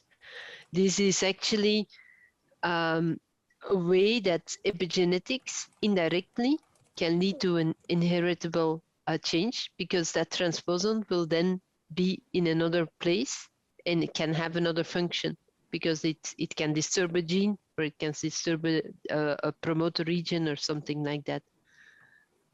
So that is, in my opinion, the three ways in which epigenetics can be inherited, because there is this reprogramming, but reprogramming can not be complete. You can have systematic reprogramming, no, de-reprogramming, or how do you call that? So putting back of the epigenetic marks, and then the transposable elements are also known as a way of inheriting the changes induced by the epigenetics. And the idea of putting back some of these marks or signals is something that we didn't spot at the group A, but we're not necessarily epigenetics experts. Is there some proof of that, the proof of principle, not necessarily on radiation effects, but not for radiation effects, I'm sure, but I thought there were some recent papers, but I have to look them up myself. I don't have a certain, but I have read it before. Yeah, and it was also mentioned yesterday in one of the presentations, but I don't remember in which one. I didn't write it down, but I have to look it up, Cisco. I think that the transmission of some epigenetic marks has been proved, at least for Daphnia, in the work of Marie Trigeau, where she identified two DNA methylation in genes that have non-function to repair DNA for ionizing radiation in generation F2 and F3 after parental irradiation, and also in the work of Kamstra on the zebrafish. I will present that tomorrow, but where it was in perhaps it was in F1, but also with several genes that were methylated, relating to DNA repair, development, and things like that. And now we have the work of Rémi Guédon. So there is a PhD student at l'ECO who studied epigenetic marks until F2 generation after parental irradiation of nematodes. And he has evidence several epigenetic marks linked to DNA methylation, but also to histone modification and microRNA. So it's a work that has not been published yet, but I have his thesis, so I can include some of these results also, which are also quite important, I think. Yeah, I think indeed his modifications are more readily transmitted to the next generation. So yeah, I was discussing epigenetics as a means of adaptation, but I think we have to discuss it also as a means of potential detriment. And so both ways, I guess. But if you think about this election, I think the both aspects have to be taken into account. So I think that if we think about epigenetics and human disease, genetic syndromes, there are some syndromes that are due to epigenetic mechanisms. Imprinting, for example, has been known for a long time, but I think there are more and more epigenetically induced diseases that are known nowadays. Some drugs, some epigenetic drugs that are developed at the moment to treat some pathologies for humans. So You have adaptation also. When you see this on organisms, this adaptation, you have a cost of this adaptation. And when after several generations, if you challenge the organisms with a pathogen or something, it will be more sensitive to a pathogen. And maybe the mechanism behind this phenomena could be epigenetics. There is no evidence, but it's something, the cost of adaptation over generations. but as said by Zenko yesterday, perhaps epigenetics, sometimes it's a black box where we put everything, metabolic issues and everything that is not genetic, but it's possible. In fact, what is the real definition of epigenetics? Is it really chemical modification, or may it be also related to other metabolics issues or mitochondria? We don't know, in fact. I opened here a paper which I was thinking about, and indeed there is this imprinting which is maintained and that can be re-established after it has after the reprogramming. So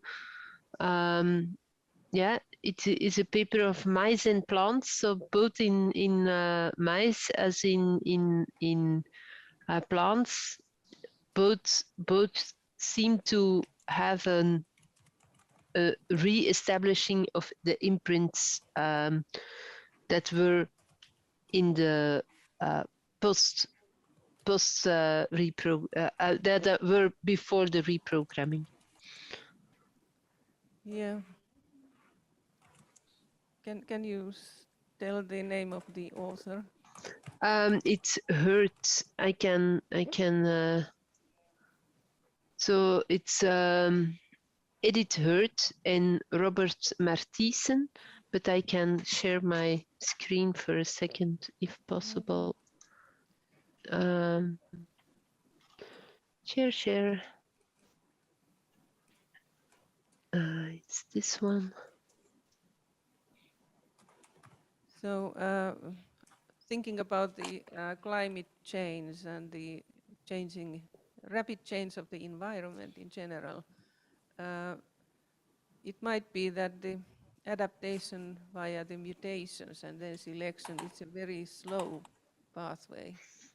Mutations are quite rare, and then you would have to expand it in the population, and via that get some adaptation. So in principle, epigenetics would be a faster way. So is there any proof of that kind of increase of a trait, let's say fur color or whatever, in the changing environment?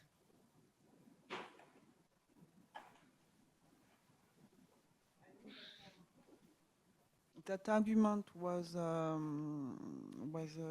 put forward by Olga Kovacsuk when she first studied the pine trees that were affected after the Chernobyl accident.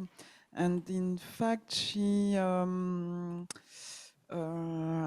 observed the abnormalities of the pine trees, and she made a sort of calculation on the rate of mutation, on the mutation rate with the absorbed dose by the pine trees. And she arrived to the conclusion that the number of abnormalities could not. No, it's not that the story.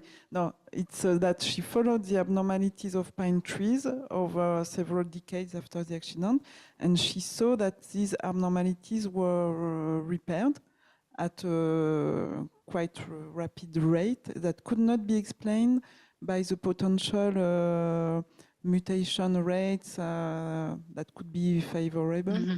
And that's why she measured global DNA mutation, and she saw a correlation between the adaptation of pine trees and the level of global DNA methylation. If I'm not wrong, I think it's yeah, that was it. Yeah, indeed. So this paper, but it's already from 2014. But this one is surely something to read. This is yeah.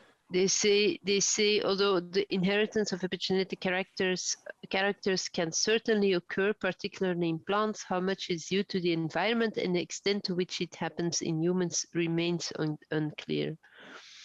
But I read this paper and I remember that one of her conclusion was epigenetic inheritance was impossible in human because of the total reprogramming of. Yeah, but there is re-imprinting. I'm sure of that. Yeah, but I need to go into the literature again. Yeah. This paper is 10 years ago, almost. Yeah. So in a fast evolving, yeah, it was the first one that I came up with. Yes. It's 10 years ago, and maybe it's data 15 years ago, something like yeah. this.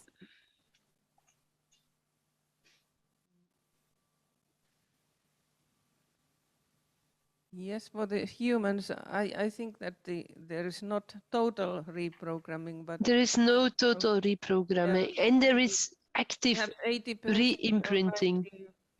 Something percent yeah. Abolished of these signals. But I have no idea how much would be put back. So we did not discuss this at all. And but there is also the removal of DNA damage. So the oocyte can repair sperm DNA during the zygote. So, and as we know, of course, the children have less chromosomal aberrations than adults do. So you cannot pile up generation by generation all these abnormalities, but they have to be removed at some point. And this is the early zygote and early embryo are apparently such points for reprogramming and also repair of DNA damage. I think we don't know what is a normal epigenome. I think epigenome is very dynamic, and it may change during life and so on. What is a normal epigenome? For humans, Zenko yesterday said that now they have arrived at the knowledge of the normal epigenome. For the biota, it's another issue given the high level of fluctuation and the high number of organisms, and also regarding the inheritance of epigenetic marks. I've read somewhere for endocrine disruptors that also through sperm, non-coding RNA can be transferred, and these marks can stay after meiosis. I think in humans there is best evidence for the non-coding RNA, or the small RNAs that are can be moved from sperm to next generation. So that's clear. But overall, of course, most of the epigenetics mechanism evidence is for cellular, or between cell population to next cell generation. And so transgenerational is much less studied and more difficult to study. And in humans, there are, of course, all kinds of ethical limitations, and the lifespan is very long, and all kind of difficulties that are not there in the animal studies. So that's why we are interested to see what is known in biota. Mm-hmm. But I think we need to go into the literature. I don't have that on the top of my knowledge, especially not for non-plants.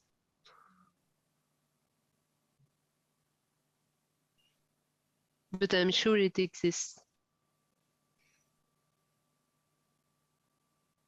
And I think that's something which is important also was from the discussion yesterday, is because we discussed about the best design to study transgenerational and multigenerational effects. And perhaps it's important also to keep in mind that we should at the same time study epigenetic and genetic marks, because both are playing at the same time. Even it may be costly, but it's something to keep in mind when it's possible, I think. Yeah.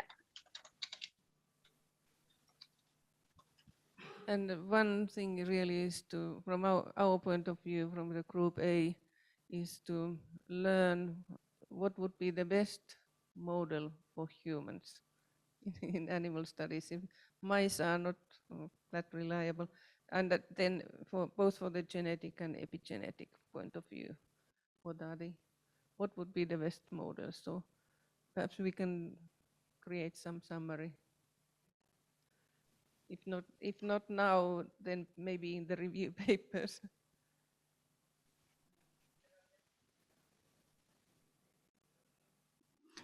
Yes, I think that we discussed about that, but it was it's true that it was more environmental oriented. So for us, there is really no best model, because we need to address all the biodiversity, but we have to think more about the best model for human, and maybe to think about the idea of the best model.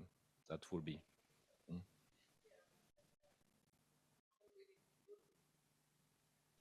We could create a theoretically ideal model that has all these qualities that are for spermatogenesis, oogenesis, embryogenesis, and all these ones.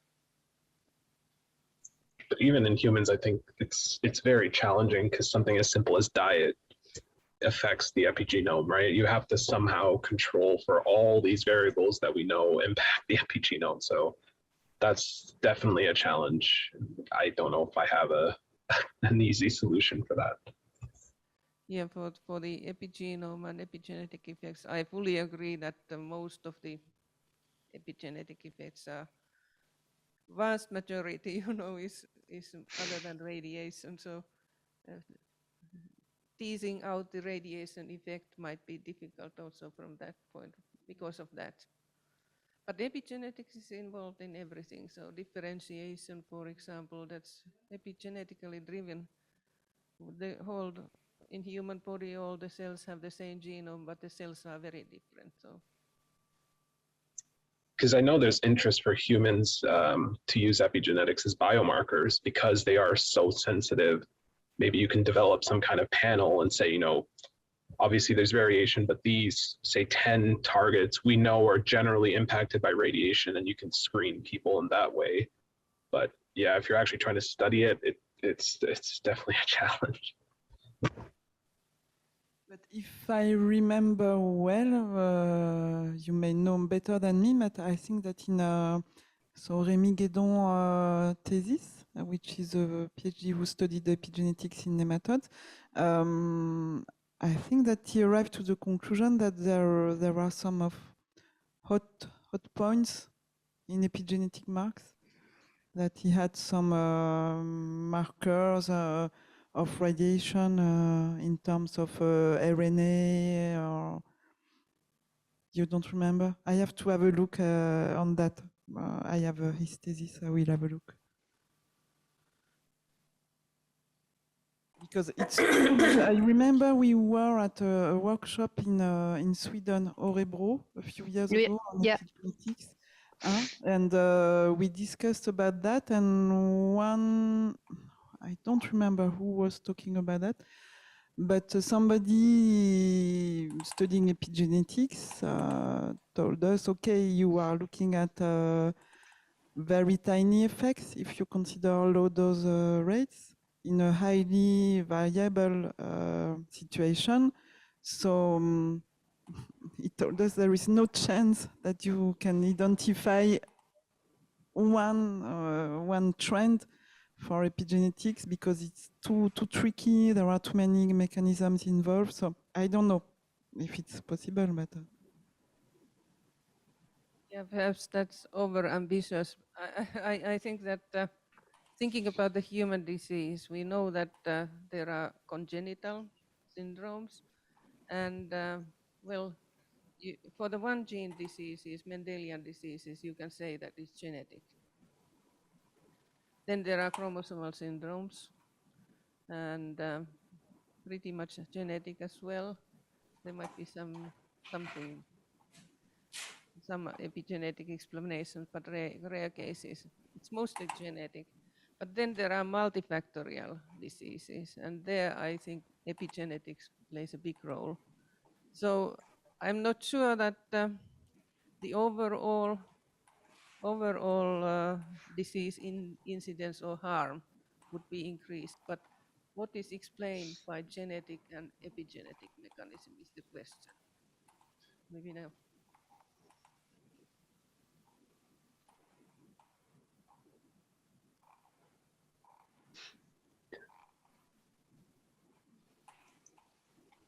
I think the very easy answer is you have to consider both, and they were always there. It wasn't just until recently we actually started looking, right? Mm-hmm.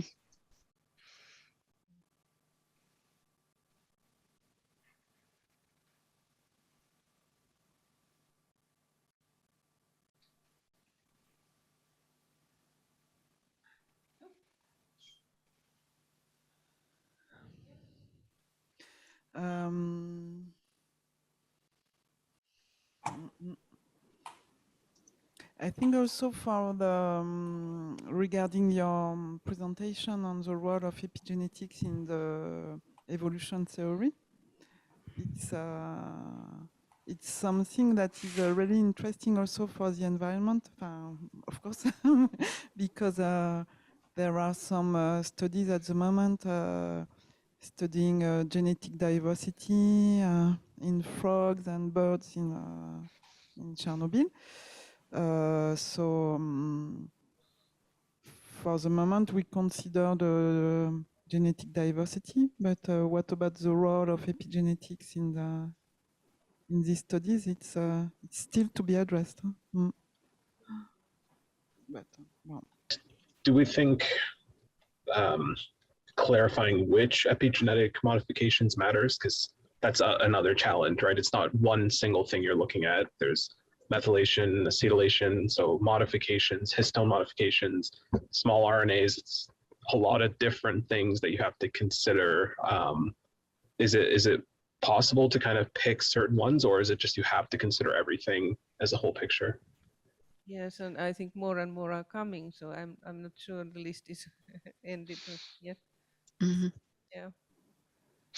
Yeah, I think as was already said yesterday as well, the most studied one is the DNA methylation, because it was the most easy one to study from the start. But that doesn't make it the most important one. One way that you could try to get a global view at the importance of both histone-modifications and the methylation is look at chromatin structure, for example, how condensed it is or not. That is one way that you can do ATAC sequencing, for example, to get your chromatin openness and to know which genes are being expressed without knowing what regulates really the condensedness, knowing that it's normally methylation of histone modifications that does it. I think go ahead. I'm just thinking, could we use that, what you said, as a disadvantage to our advantage, in that, you know, it's diverse. There's so many things you can look at. Maybe should we focus on something like DNA methylation because of the available technology? It is more popular. It's probably a little more accessible to people. So at least that way we're talking apples to apples, right? Methylation to methylation, not methylation to microRNA. At least that's one variable we could control. I don't know how much is out there, right? If it's only a handful of studies, maybe limited, but if there's a lot out there across a lot of different species, maybe an argument could be made that we're not saying methylation is the most important. We're just saying it's the most widely studied. Therefore, we're going to focus on that. Again, I'm just thinking out loud. I don't know if that's a realistic option. Yeah, yeah, but you could miss the thing is that I don't think that non-coding RNAs or microRNAs as such are exactly doing the same thing as a DNA methylation. In contrast, I do think that microRNAs are the fast responders. So from a transgenerational point of view, I think you can safely say that the DNA methylation as well as the histone modifications are more important transgenerationally, because I think the non-coding RNAs are really the ones that organize the fast response. Most of them organize the transcription of transcription regulators, transcription factors as they're called, or specific genes that are very important in certain pathways. I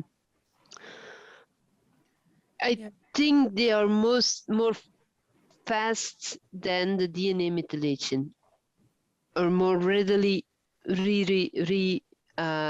put downwards. Also in the experiments that we did a microRNA seq at certain time points after the stressor, and you could see that what comes up just after irradiation goes down after time again, and even goes negatively down. So yeah, I think from a transgenerational point of view, you can stick with DNA methylation or histone modifications. I'm not sure to drop the histone modifications, but I have not studied that.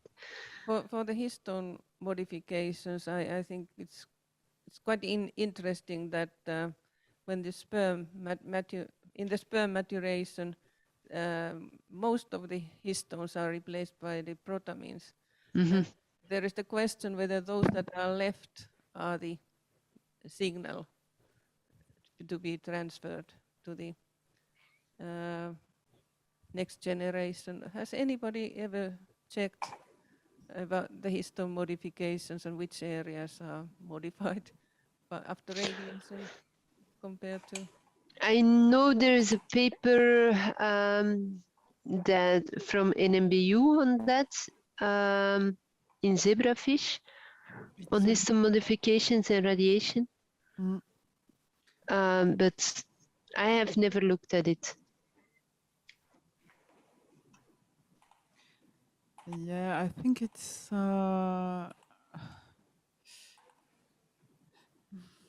Or was it salmon? It could be. It was a fish anyway. Yeah. Yeah. I'm not sure that it was in germ cells. It may be in embryos and parents. Yeah. Could be. Comparing the transmissible part, but yeah, it's either Linderman or Kamstra paper. Yeah. Yeah. I'm sure Kamstra Jorke was a co-author, but I don't know. Found it. I think gamma radiation induces locus-specific changes to histone modification enrichment in zebrafish and Atlantic salmon. Yeah, it was both. I was not sure whether it was zebrafish or salmon, but it's both. I'll post it in apparently. the chat if anyone wants to take a look.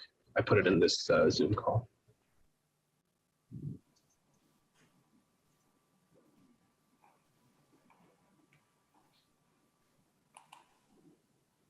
Yeah. Yeah, Jorken is second author. Yeah.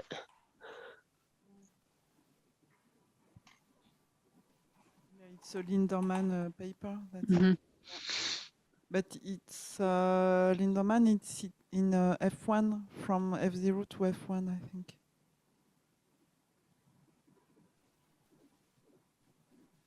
I will have a look and perhaps update my presentation to focus specifically on that. Yeah.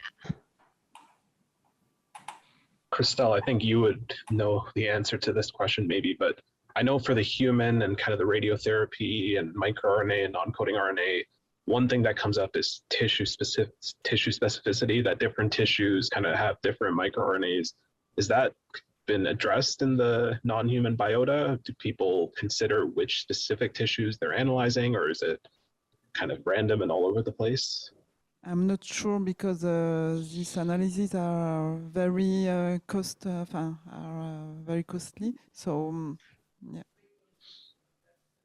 yeah, I think usually what has been done usually for epigenetics for the papers I know on zebrafish, it was performed in embryos and at a very early development period, just to be sure that not to have too many differentiated tissues.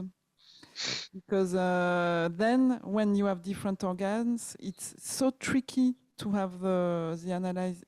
And moreover in zebrafish, which is very tiny, so the rationale for doing epigenetic studies in zebrafish was always to take the early development embryo in order to have the whole mixture of the tissues, less differentiated, because then it's very complicated to have enough material and then to have enough money to do it in different organs, which organ to pick up. So it was not done in germ cells, in fact. So perhaps it's something that should be emphasized because in using animals models, we can, from ethically reason, it's easier for us to study the germ cells. So perhaps it would be something to put on the table in terms of priority. Yeah. And then using targeted irradiation, it's also possible to study, to irradiate specific developmental germ cells and some specific experiments could be performed to answer specific questions. Yeah. I think that really highlights the utility of microbeams and those types of radiation. Yeah, I think lets you do that. Yeah, I think it's two things that you need to do. It's first of all, you have to have access to something like a microbeam to be able to do single cell exposures to make sure that you only expose a specific tissue or a specific cell. And on the other hand, you need to have single cell sequencing or omics techniques that can look at the response that single cell and therefore it does not have to be a single cell exposure, but at least to be sure that you look at the response from a single cell is also important, I think. I think again to make things more complicated though, and a lot of my training was in bystander responses. You can't ignore those. Just because you're only irradiating a single part of the animal doesn't mean there is no bystander signaling and responses. Yeah. You can't forget about those. No, that is why I think even if you irradiate a full tissue or a full organism, you still, if you want to study a specific cell type, you need to be able to do a kind of single cell sequencing or something like that, so that you're sure that you only pick out one cell type or one tissue.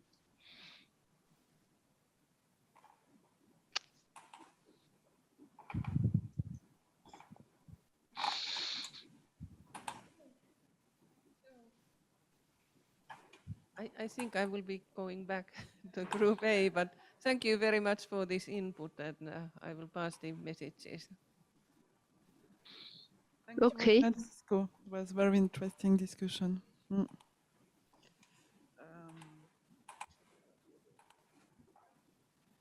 Go back to our questions. Yeah, we were actually just addressing a question that Cisco was asking for. I think it was on the epigenetics.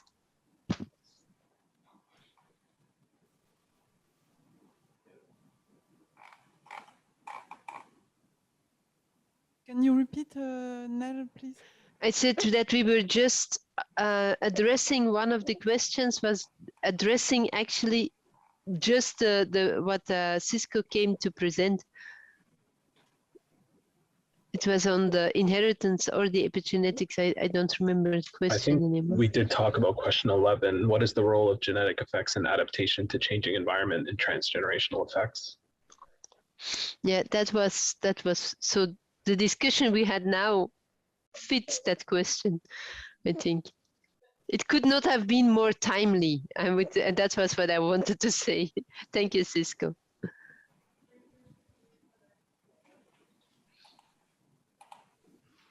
Yes, please. Thank you. But I think the field of epigenetics is very diverse and it's moving still a lot. So it's I feel that every time that I open literature, I find new papers and new evidence and new things that I should be able to read. But yeah, it's Yeah. there's very little time. In the task group, we are really aware that this field of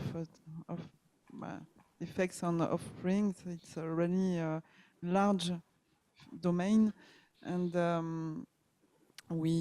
there will be open call for new experts to join in the task group. So Yeah, I had a mail yesterday. yeah, don't hesitate to apply, and I think we will also need experts in epigenetics, in genetics, it's really it's a complicated matter where we need people that work with epigenetic each day, and yeah, surely for plants, for invertebrates, something that came to my mind when we were discussing about the pathways of the main pathways of epigenetics So regarding well, RNA, the contribution of microRNA, DNA methylation, and histone, something that we must keep in mind also is that DNA methylation may be very variable between different species. For example, in invertebrates, you don't have a lot of methylated DNA compared to vertebrates. Yeah, So, but it's also I know that, so we the first for some, but I don't know for all invertebrates, but for some invertebrates it was shown that afterwards that they don't have 5C metal metal cysteine cytosine, yeah, my God. So that it's not on the 5, but that it's on another place, or even on another nucleotide that they have their methylation, so that they do have methylation patterns, but that with the traditional ways that we looked at it first, that it was not, that it did not pop up. That was something that Dave Spurgeon told me, but I'm yeah. Yeah, because sometimes you use analyses that are really targeted on what you are, what you know. You are looking for what you know. It may be a problem. But well, anyway, I think it's a promising field of research. Yeah, but it's true that some organisms are much more methylated at certain stages, and are much more methylated, and also even for plants, if you look at different tissues, that the methylation level differs depending on the tissue as well as on the life stage, which is a very important one, I think.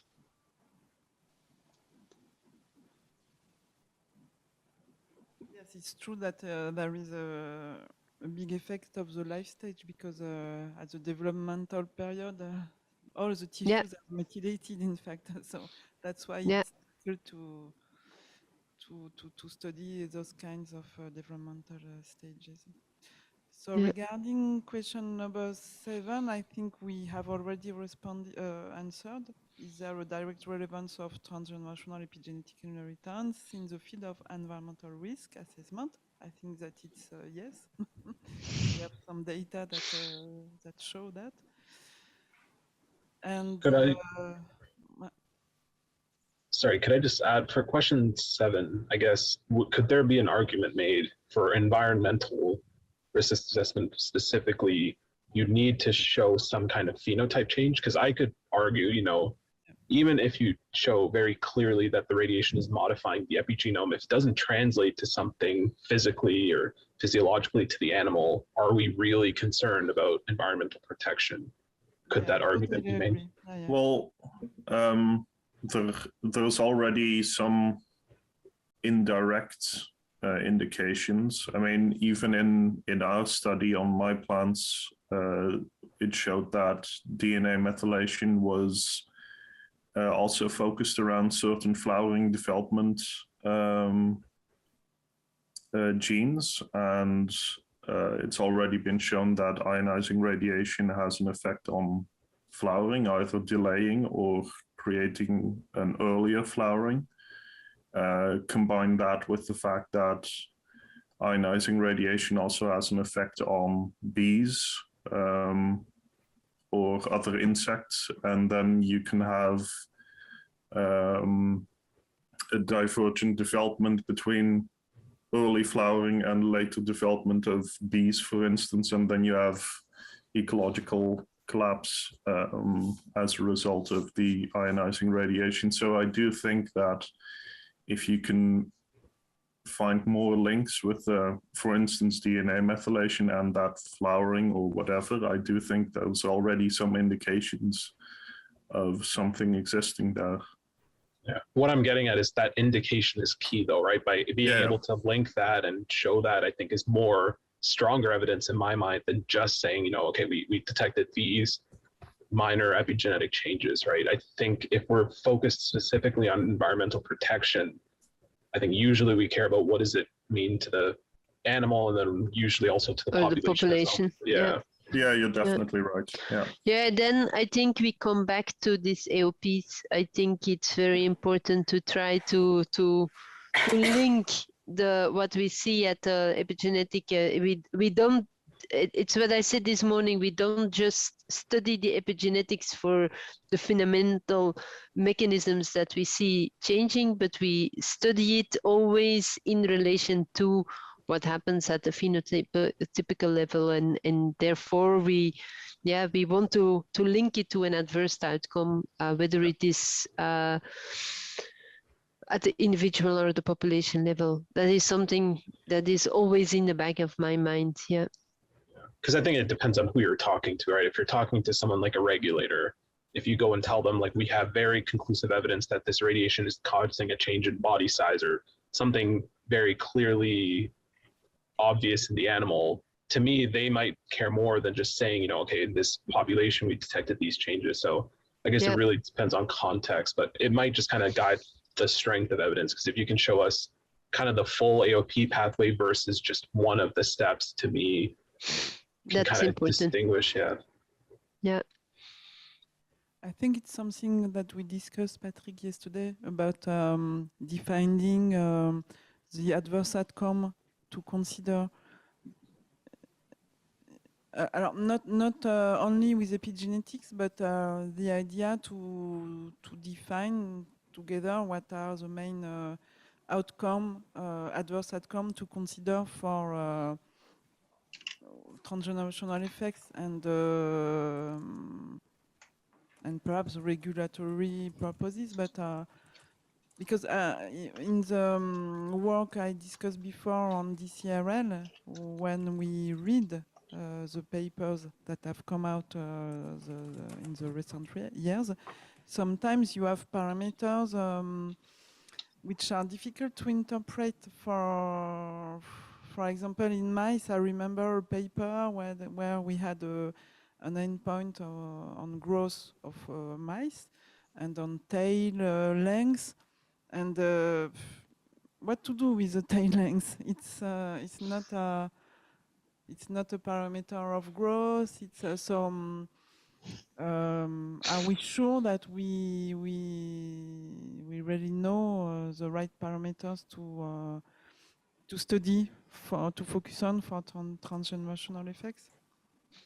Yeah, I think tail length from a mice, it might be that the female mouse likes more the male mice with a longer tail. So it might be an evolutionary important trait. I don't know. I don't have a clue actually. But I can imagine that it could also be a proxies for overall growth, the tail length. So yeah, but I agree with you, Christelle, that growth is one. Reproduction, I think, is a very important one, but it links in the end to population growth or to individual growth or decrease or increase. Depending on what you are looking at. So yeah. I think you also have to consider the species in the model and, you know, reproductive strategies for something like a fish that lays 1,000 eggs versus other mammals that only have a few offspring, and, you know, the resource allocation that goes into offspring. So just because, you know, reproduction changes, say an animal has fewer offspring, what that means is context dependent, right? Are the fewer offspring more fit? Do they invest more resources so they have a better chance of surviving in an environment? Or is it that, you know, the radiation or whatever stressor is causing them to have fewer offspring? So I think those questions are really tricky and important, just because everything adapts, right? The animals have a lot of phenotypic diversity in them. And radiation is just one of many stressors, right? If we start changing temperature, we can influence all these things. Yeah. It's true that in the bioassay that are published, for example, I'm thinking about zebrafish reproduction. There are different parameters that you need to analyze: the number, the brood size, the hatching time, the hatching percentage. I don't know. Again, I will come with the cost of the adaptation. Maybe when you look for transgenerational effect, maybe it's a good things to try to challenge the adapted organism with another stress to see this cost or not.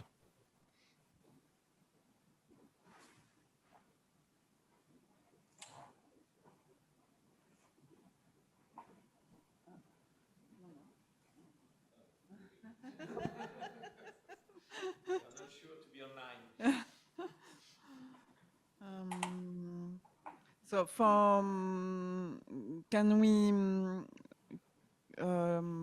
can we conclude or can we agree on specific parameters of reproduction, for example? Growth of embryo, but for plants it's different. You don't have hatching percentage, but we don't hear you, Ned. Yeah, I put it off because I was coughing. Yeah, we don't have the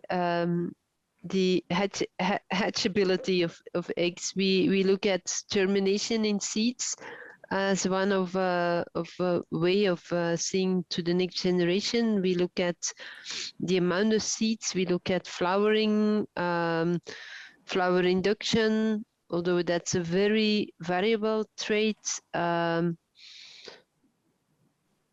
Yeah, it's hard to say what specific endpoints to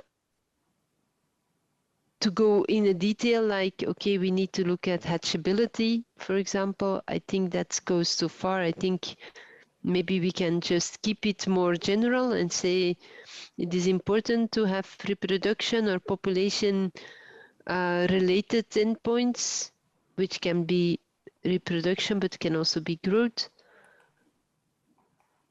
Yeah, I would have to say you have to consider your model, right? Because yeah, again, like how something that gives a lot of eggs versus low brood size, there's different mechanisms at play. But I think you could standardize it and say, okay, maybe across all fish, yes, between species they'll have slight differences, but in general for fish, we care about these, say, 10 parameters. Generally, if we're looking at maintaining fish populations, there's 10 things we always study.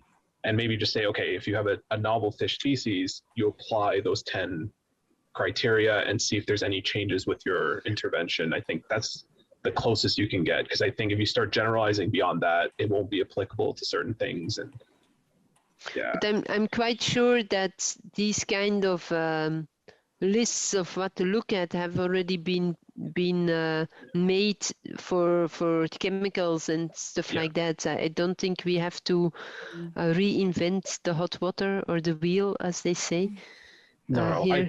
I think the only thing you would have to consider is that how radiation functions, in that you can have an acute dose, you can have chronic, you can have isotopes. Like, I think the radiation aspect is what we're all experts on and what we could focus on. Yeah. But I agree. I think we don't have to create this all from scratch. I think maybe there are published kind of pollution kind of guidelines or things like that for other stressors we could kind of model off. Like there are hallmark genes for or hallmark there's this big hallmark paper for cancer, which are the endpoints that show that you're at risk of developing cancer. I'm sure they're like that also for other things. Yeah. I agree with you, Nella. We have to stick with the endpoints already known for chemicals or something. It's a main thing. Don't have to propose something very different. Yeah. I remember that Frédéric Alonso, so it's a researcher at IRSN who works on transgenerational effects in Daphnia. He participated to comment on dit, une intercomparaison, an intercomparison for transgeneration to define a new ISO bioassay for transgenerational effects in Daphnia for chemicals. And one of the important points that they highlighted was when does the exposure of the parents begin? Because a lot of variation came from the fact that some people expose the parents at the adult stage, whereas others expose them from the egg stage. And it can give very different sensitivities, responses. Well, it's something that can come also with the definition of transgenerational effects, and it's a sort of uncertainty source. Okay, but it's true we can rely on chemicals. Yeah. Yeah. But it's like Cheyenne says, that we need to worry about what is the important, the external, the internal, which radioisotopes, which scenarios, stuff like that are also important to consider. Okay. Because I think, like, just to give an example, I'm just from what I know in humans, you know, I-131 goes to the thyroid. So hypothetically, if we were focused on iodine-131, there maybe growth would be relevant, because if it's impacting the thyroid hormones could be imbalanced. So therefore, there's a very logical kind of step to why we would pick growth. So I think those kind of AOP pathways will be helpful because it can guide us from the very initiating steps of the radiation exposure all the way to the actual functional outcome we're looking at. Just an example of how it matters. Yeah.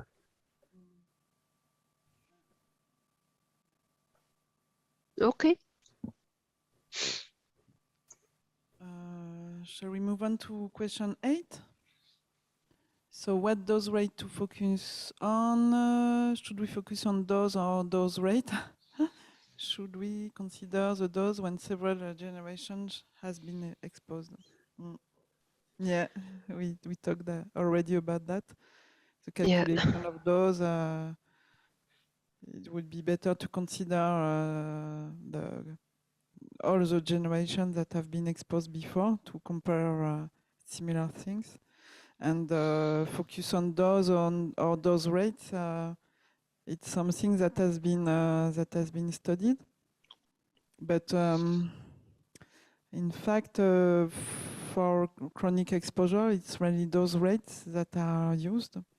And I think it's obvious for chronic exposure. It's very hard to calculate the dose, and it does not say anything anymore, because if you have an organism that lives that is exposed or lives 3 weeks or 3 days, the dose rate is the same, but the dose is very different. So it's very hard. I always say you have to study both, because the two are very intimately connected, right? Yes, you can look at dose and dose rates separately, but for a given exposure, like you said, you know, it could be the same constant dose rate, but one animal lives for 5 days versus one that lives for 500 days. There's a difference. What makes it more complicated is the extra layer of development, right? When you expose them also matters. So I feel like you have to consider all three. I don't know if there's an easy way to do it or an easy model, but I think in some ways you have to consider all three, because they all three play a role biologically. My thinking is there is a special issue about these dose rates and so on with transgenerational effect or not?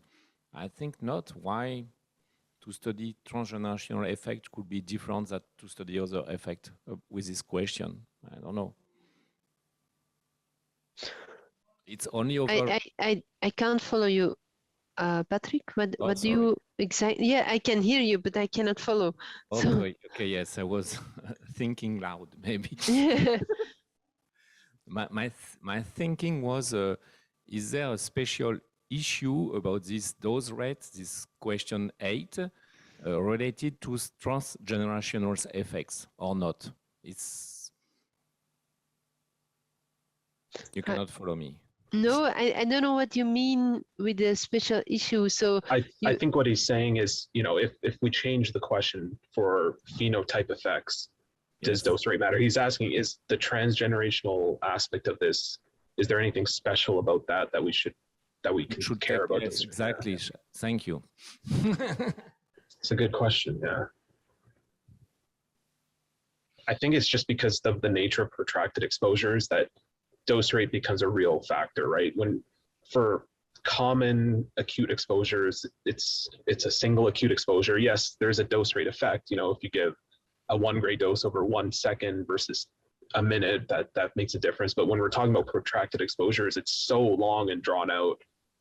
You know, if something dies at 550 days versus 552 days, yes, there's a very tiny difference in cumulative dose, but really it's a dose rate that you're looking at. So yeah, I think it's special. Yeah, the dose is more, in my opinion, the dose is more reported or more important for acute exposures, whereas the dose rate is typically for chronic exposures, where you mention how many days and the total dose you can mention, but you calculated everything else on the dose rate. But to go to the transgenerational effects, I think if we, it doesn't matter whether it comes from an acute or a chronic, as long as you specify it, and I think it's important to specify. I wouldn't say that we should focus. I think I agree with Cheyenne there that we need to consider both and report on both, so that you report on your dose rate and your time and what life stage that you exposed. Then you can calculate, or you can calculate it yourself, or you can put it also in the paper, the total dose. I think that's important.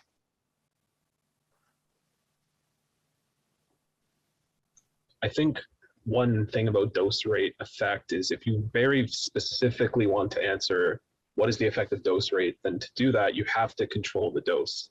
You should be doing a dose rate response where you keep the cumulative dose constant and change the dose rate. That's realistically difficult if you're looking for protracted exposures where you say you're not doing that, you're just letting the animal live out its life. It's going to get some cumulative dose. So I think we should factor both in, but I think the exact irradiation schedule will dictate which of the two we focus on. But I just argue that you can't ignore one or the other. I feel like the two are interconnected and they both play a role.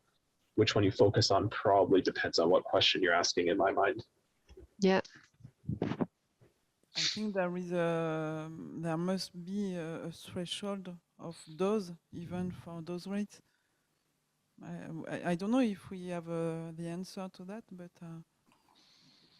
above a certain accumulation of at a certain dose rate, we might see biological mechanisms that are overwhelmed. Yeah, it depends. Yes, It depends on your DNA repair strategy in your organism. If at a certain dose rate it can cope with it, the moment that it cannot cope with managing the damage, then the damage will start building up, and then at a certain dose, it's indeed the damage is too high. I think also that both are very interested, but I join Patrick remark. Finally, it's not specific to a transgenerational question. It's a key question for every irradiation exposure, but and I think both dose and dose rate are important, because if we focused on different life stage of the species, dose, cumulative dose will not be the same if we irradiate on only development or all life, and it could be threshold. Maybe life stage is more important, to know which life stage you have irradiated in transgenerational experiment. Yeah, I'd like to add, because I believe in our lab, NAILA, we did experiments with lemna where we irradiated lamina for a week at higher dose rates, I believe 120 milligray an hour. And after a week, we let them recover, but they didn't recover then. It was in the... No, it was much higher. Oh, it was much higher. Yeah. But we used lower dose rates in my experiment over 6 weeks, and we didn't see any issues, whereas the total dose was much higher. So I do think that dose rate is important to, keep in mind here, like you guys also say, because total dose doesn't tell you enough about what's happening. Because I think the most extreme way to illustrate that is the flash effect, right? When you just increase that dose rate drastically, it's changing the chemistry at the cellular level, right? A typical dose rates, it's not that extreme, but I just argue that we have to consider those three: dose rate, and time. I think to me are the three most important variables. Yeah. But then again, for a transgenerational, what is the important? The total dose or the dose rate? I would almost argue time, because where you are in development could dictate how sensitive you are, right? In some ways, that alone dictates the response in terms of how sensitive you are to the radiation exposure. Yeah. Again, it's kind of a cheat answer because it's not related to the radiation, but in some ways you could argue it actually does matter. Yeah, I can understand. Okay, I see that time is running. Yeah, we have the lunch pause now, I think. Yeah. Is it now or in a quarter of an hour? Let me check. Yeah. At No, 45. it's, well, we have time for the next question. Great.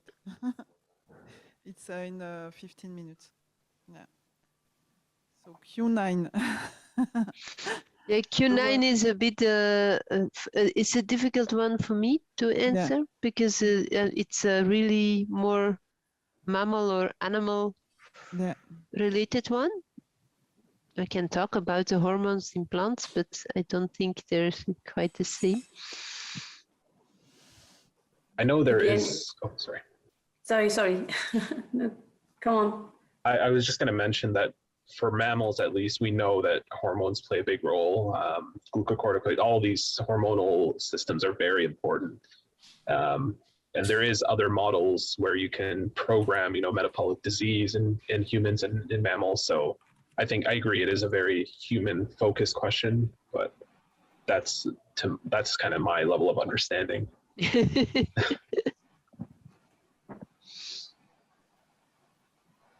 Yeah, for humans, mammals, but I don't know if we know enough about the role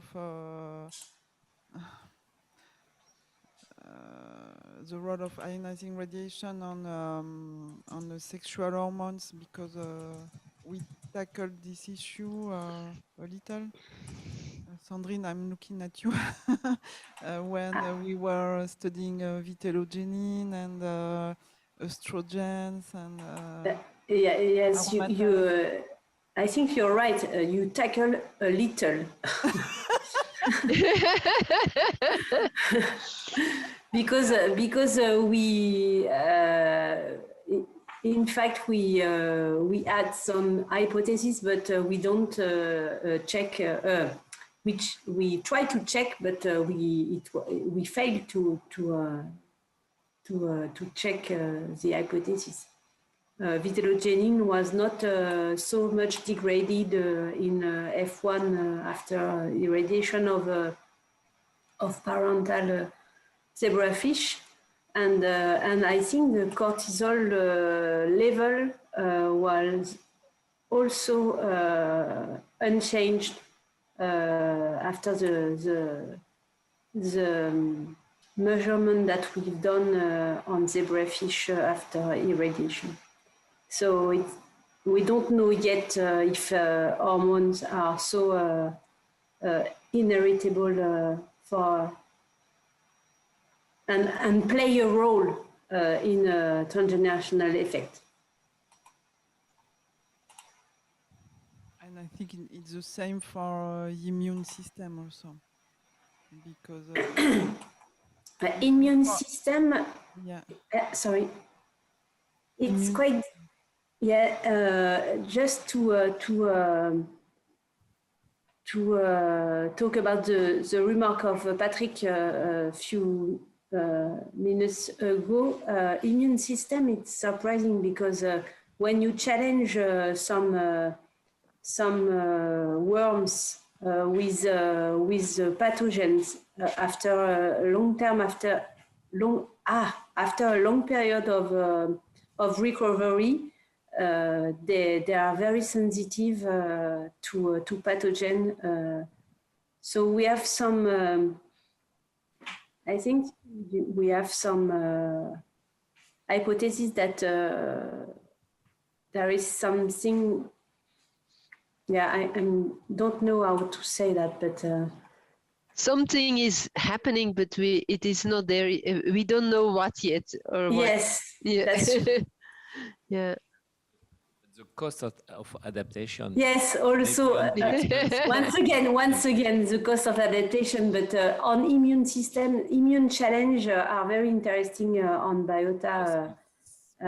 C. elegans who have very clear result about that. But also fish, if I remember well, on Fish and bees. Yeah.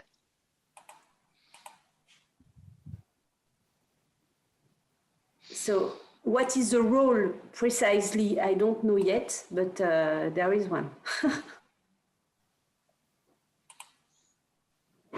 So maybe the answer to the question is we don't know yet, but we need to investigate more. Yeah. Because I think, just to think out loud, you could hypothesize that, yes, we may not have studied it in other organisms, but we know for insects, for example, pheromones and scent hormones are very important for a lot of different functions. So I think it's, again, going to get very specific for individual species, but it wouldn't be unrealistic to assume there is some role. I just think it's unknown at this point. Yeah. Yeah, but here the question is really whether it plays a role in the transgenerational effects. That's again a bit like the previous one. It is very important to know, but is it also important to know within a transgenerational context?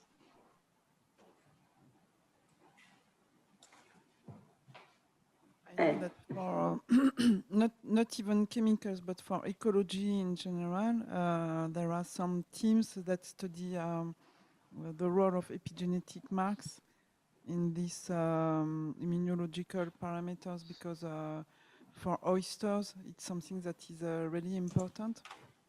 And as you know, oysters may die at a larger rate due to parasites or bacteria. Yeah. And now they are studying sort of epigenetic treatments to prepare larvae of oyster to face parasites.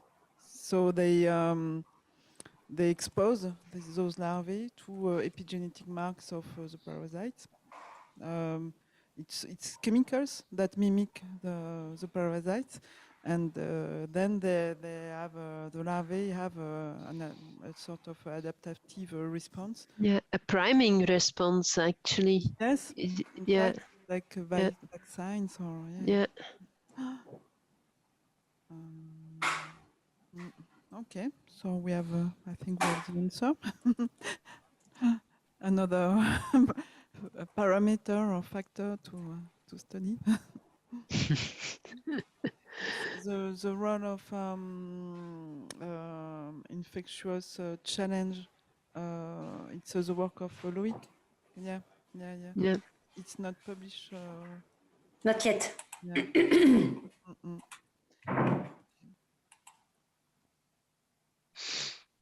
Yeah, I think also the paper of Catherine Rains on the bees showed that there was a higher pathogenic burden in the or parasite burden in the bees coming from the more exposed areas of Chernobyl compared to the ones not on the exposed area.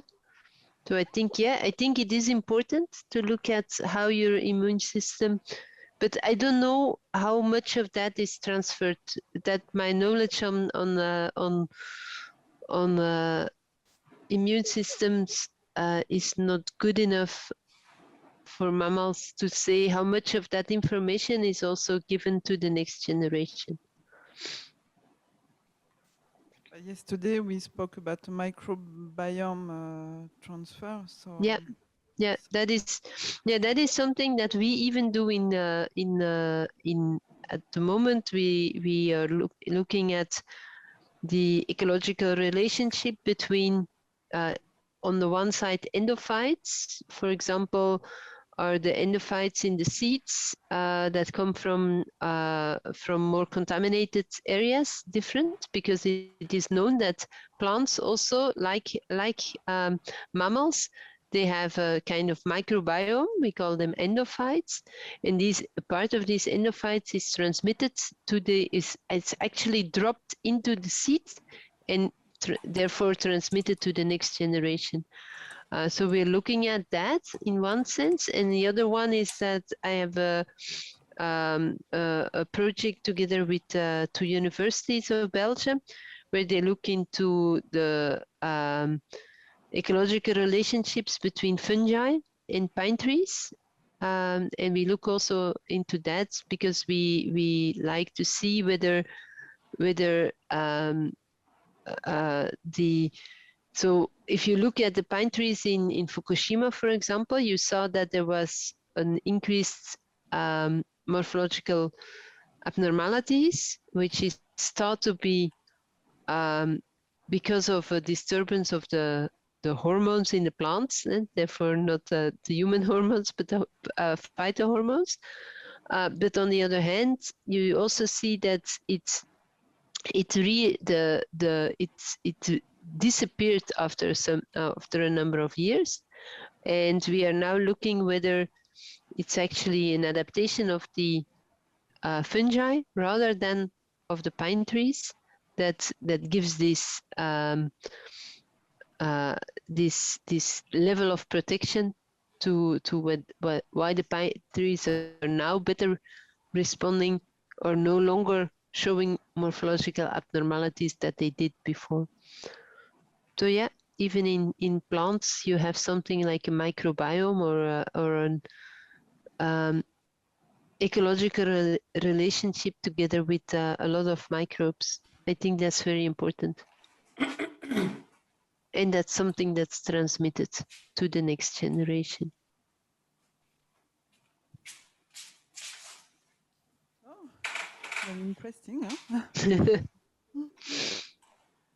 So I think we can stop now. Yeah.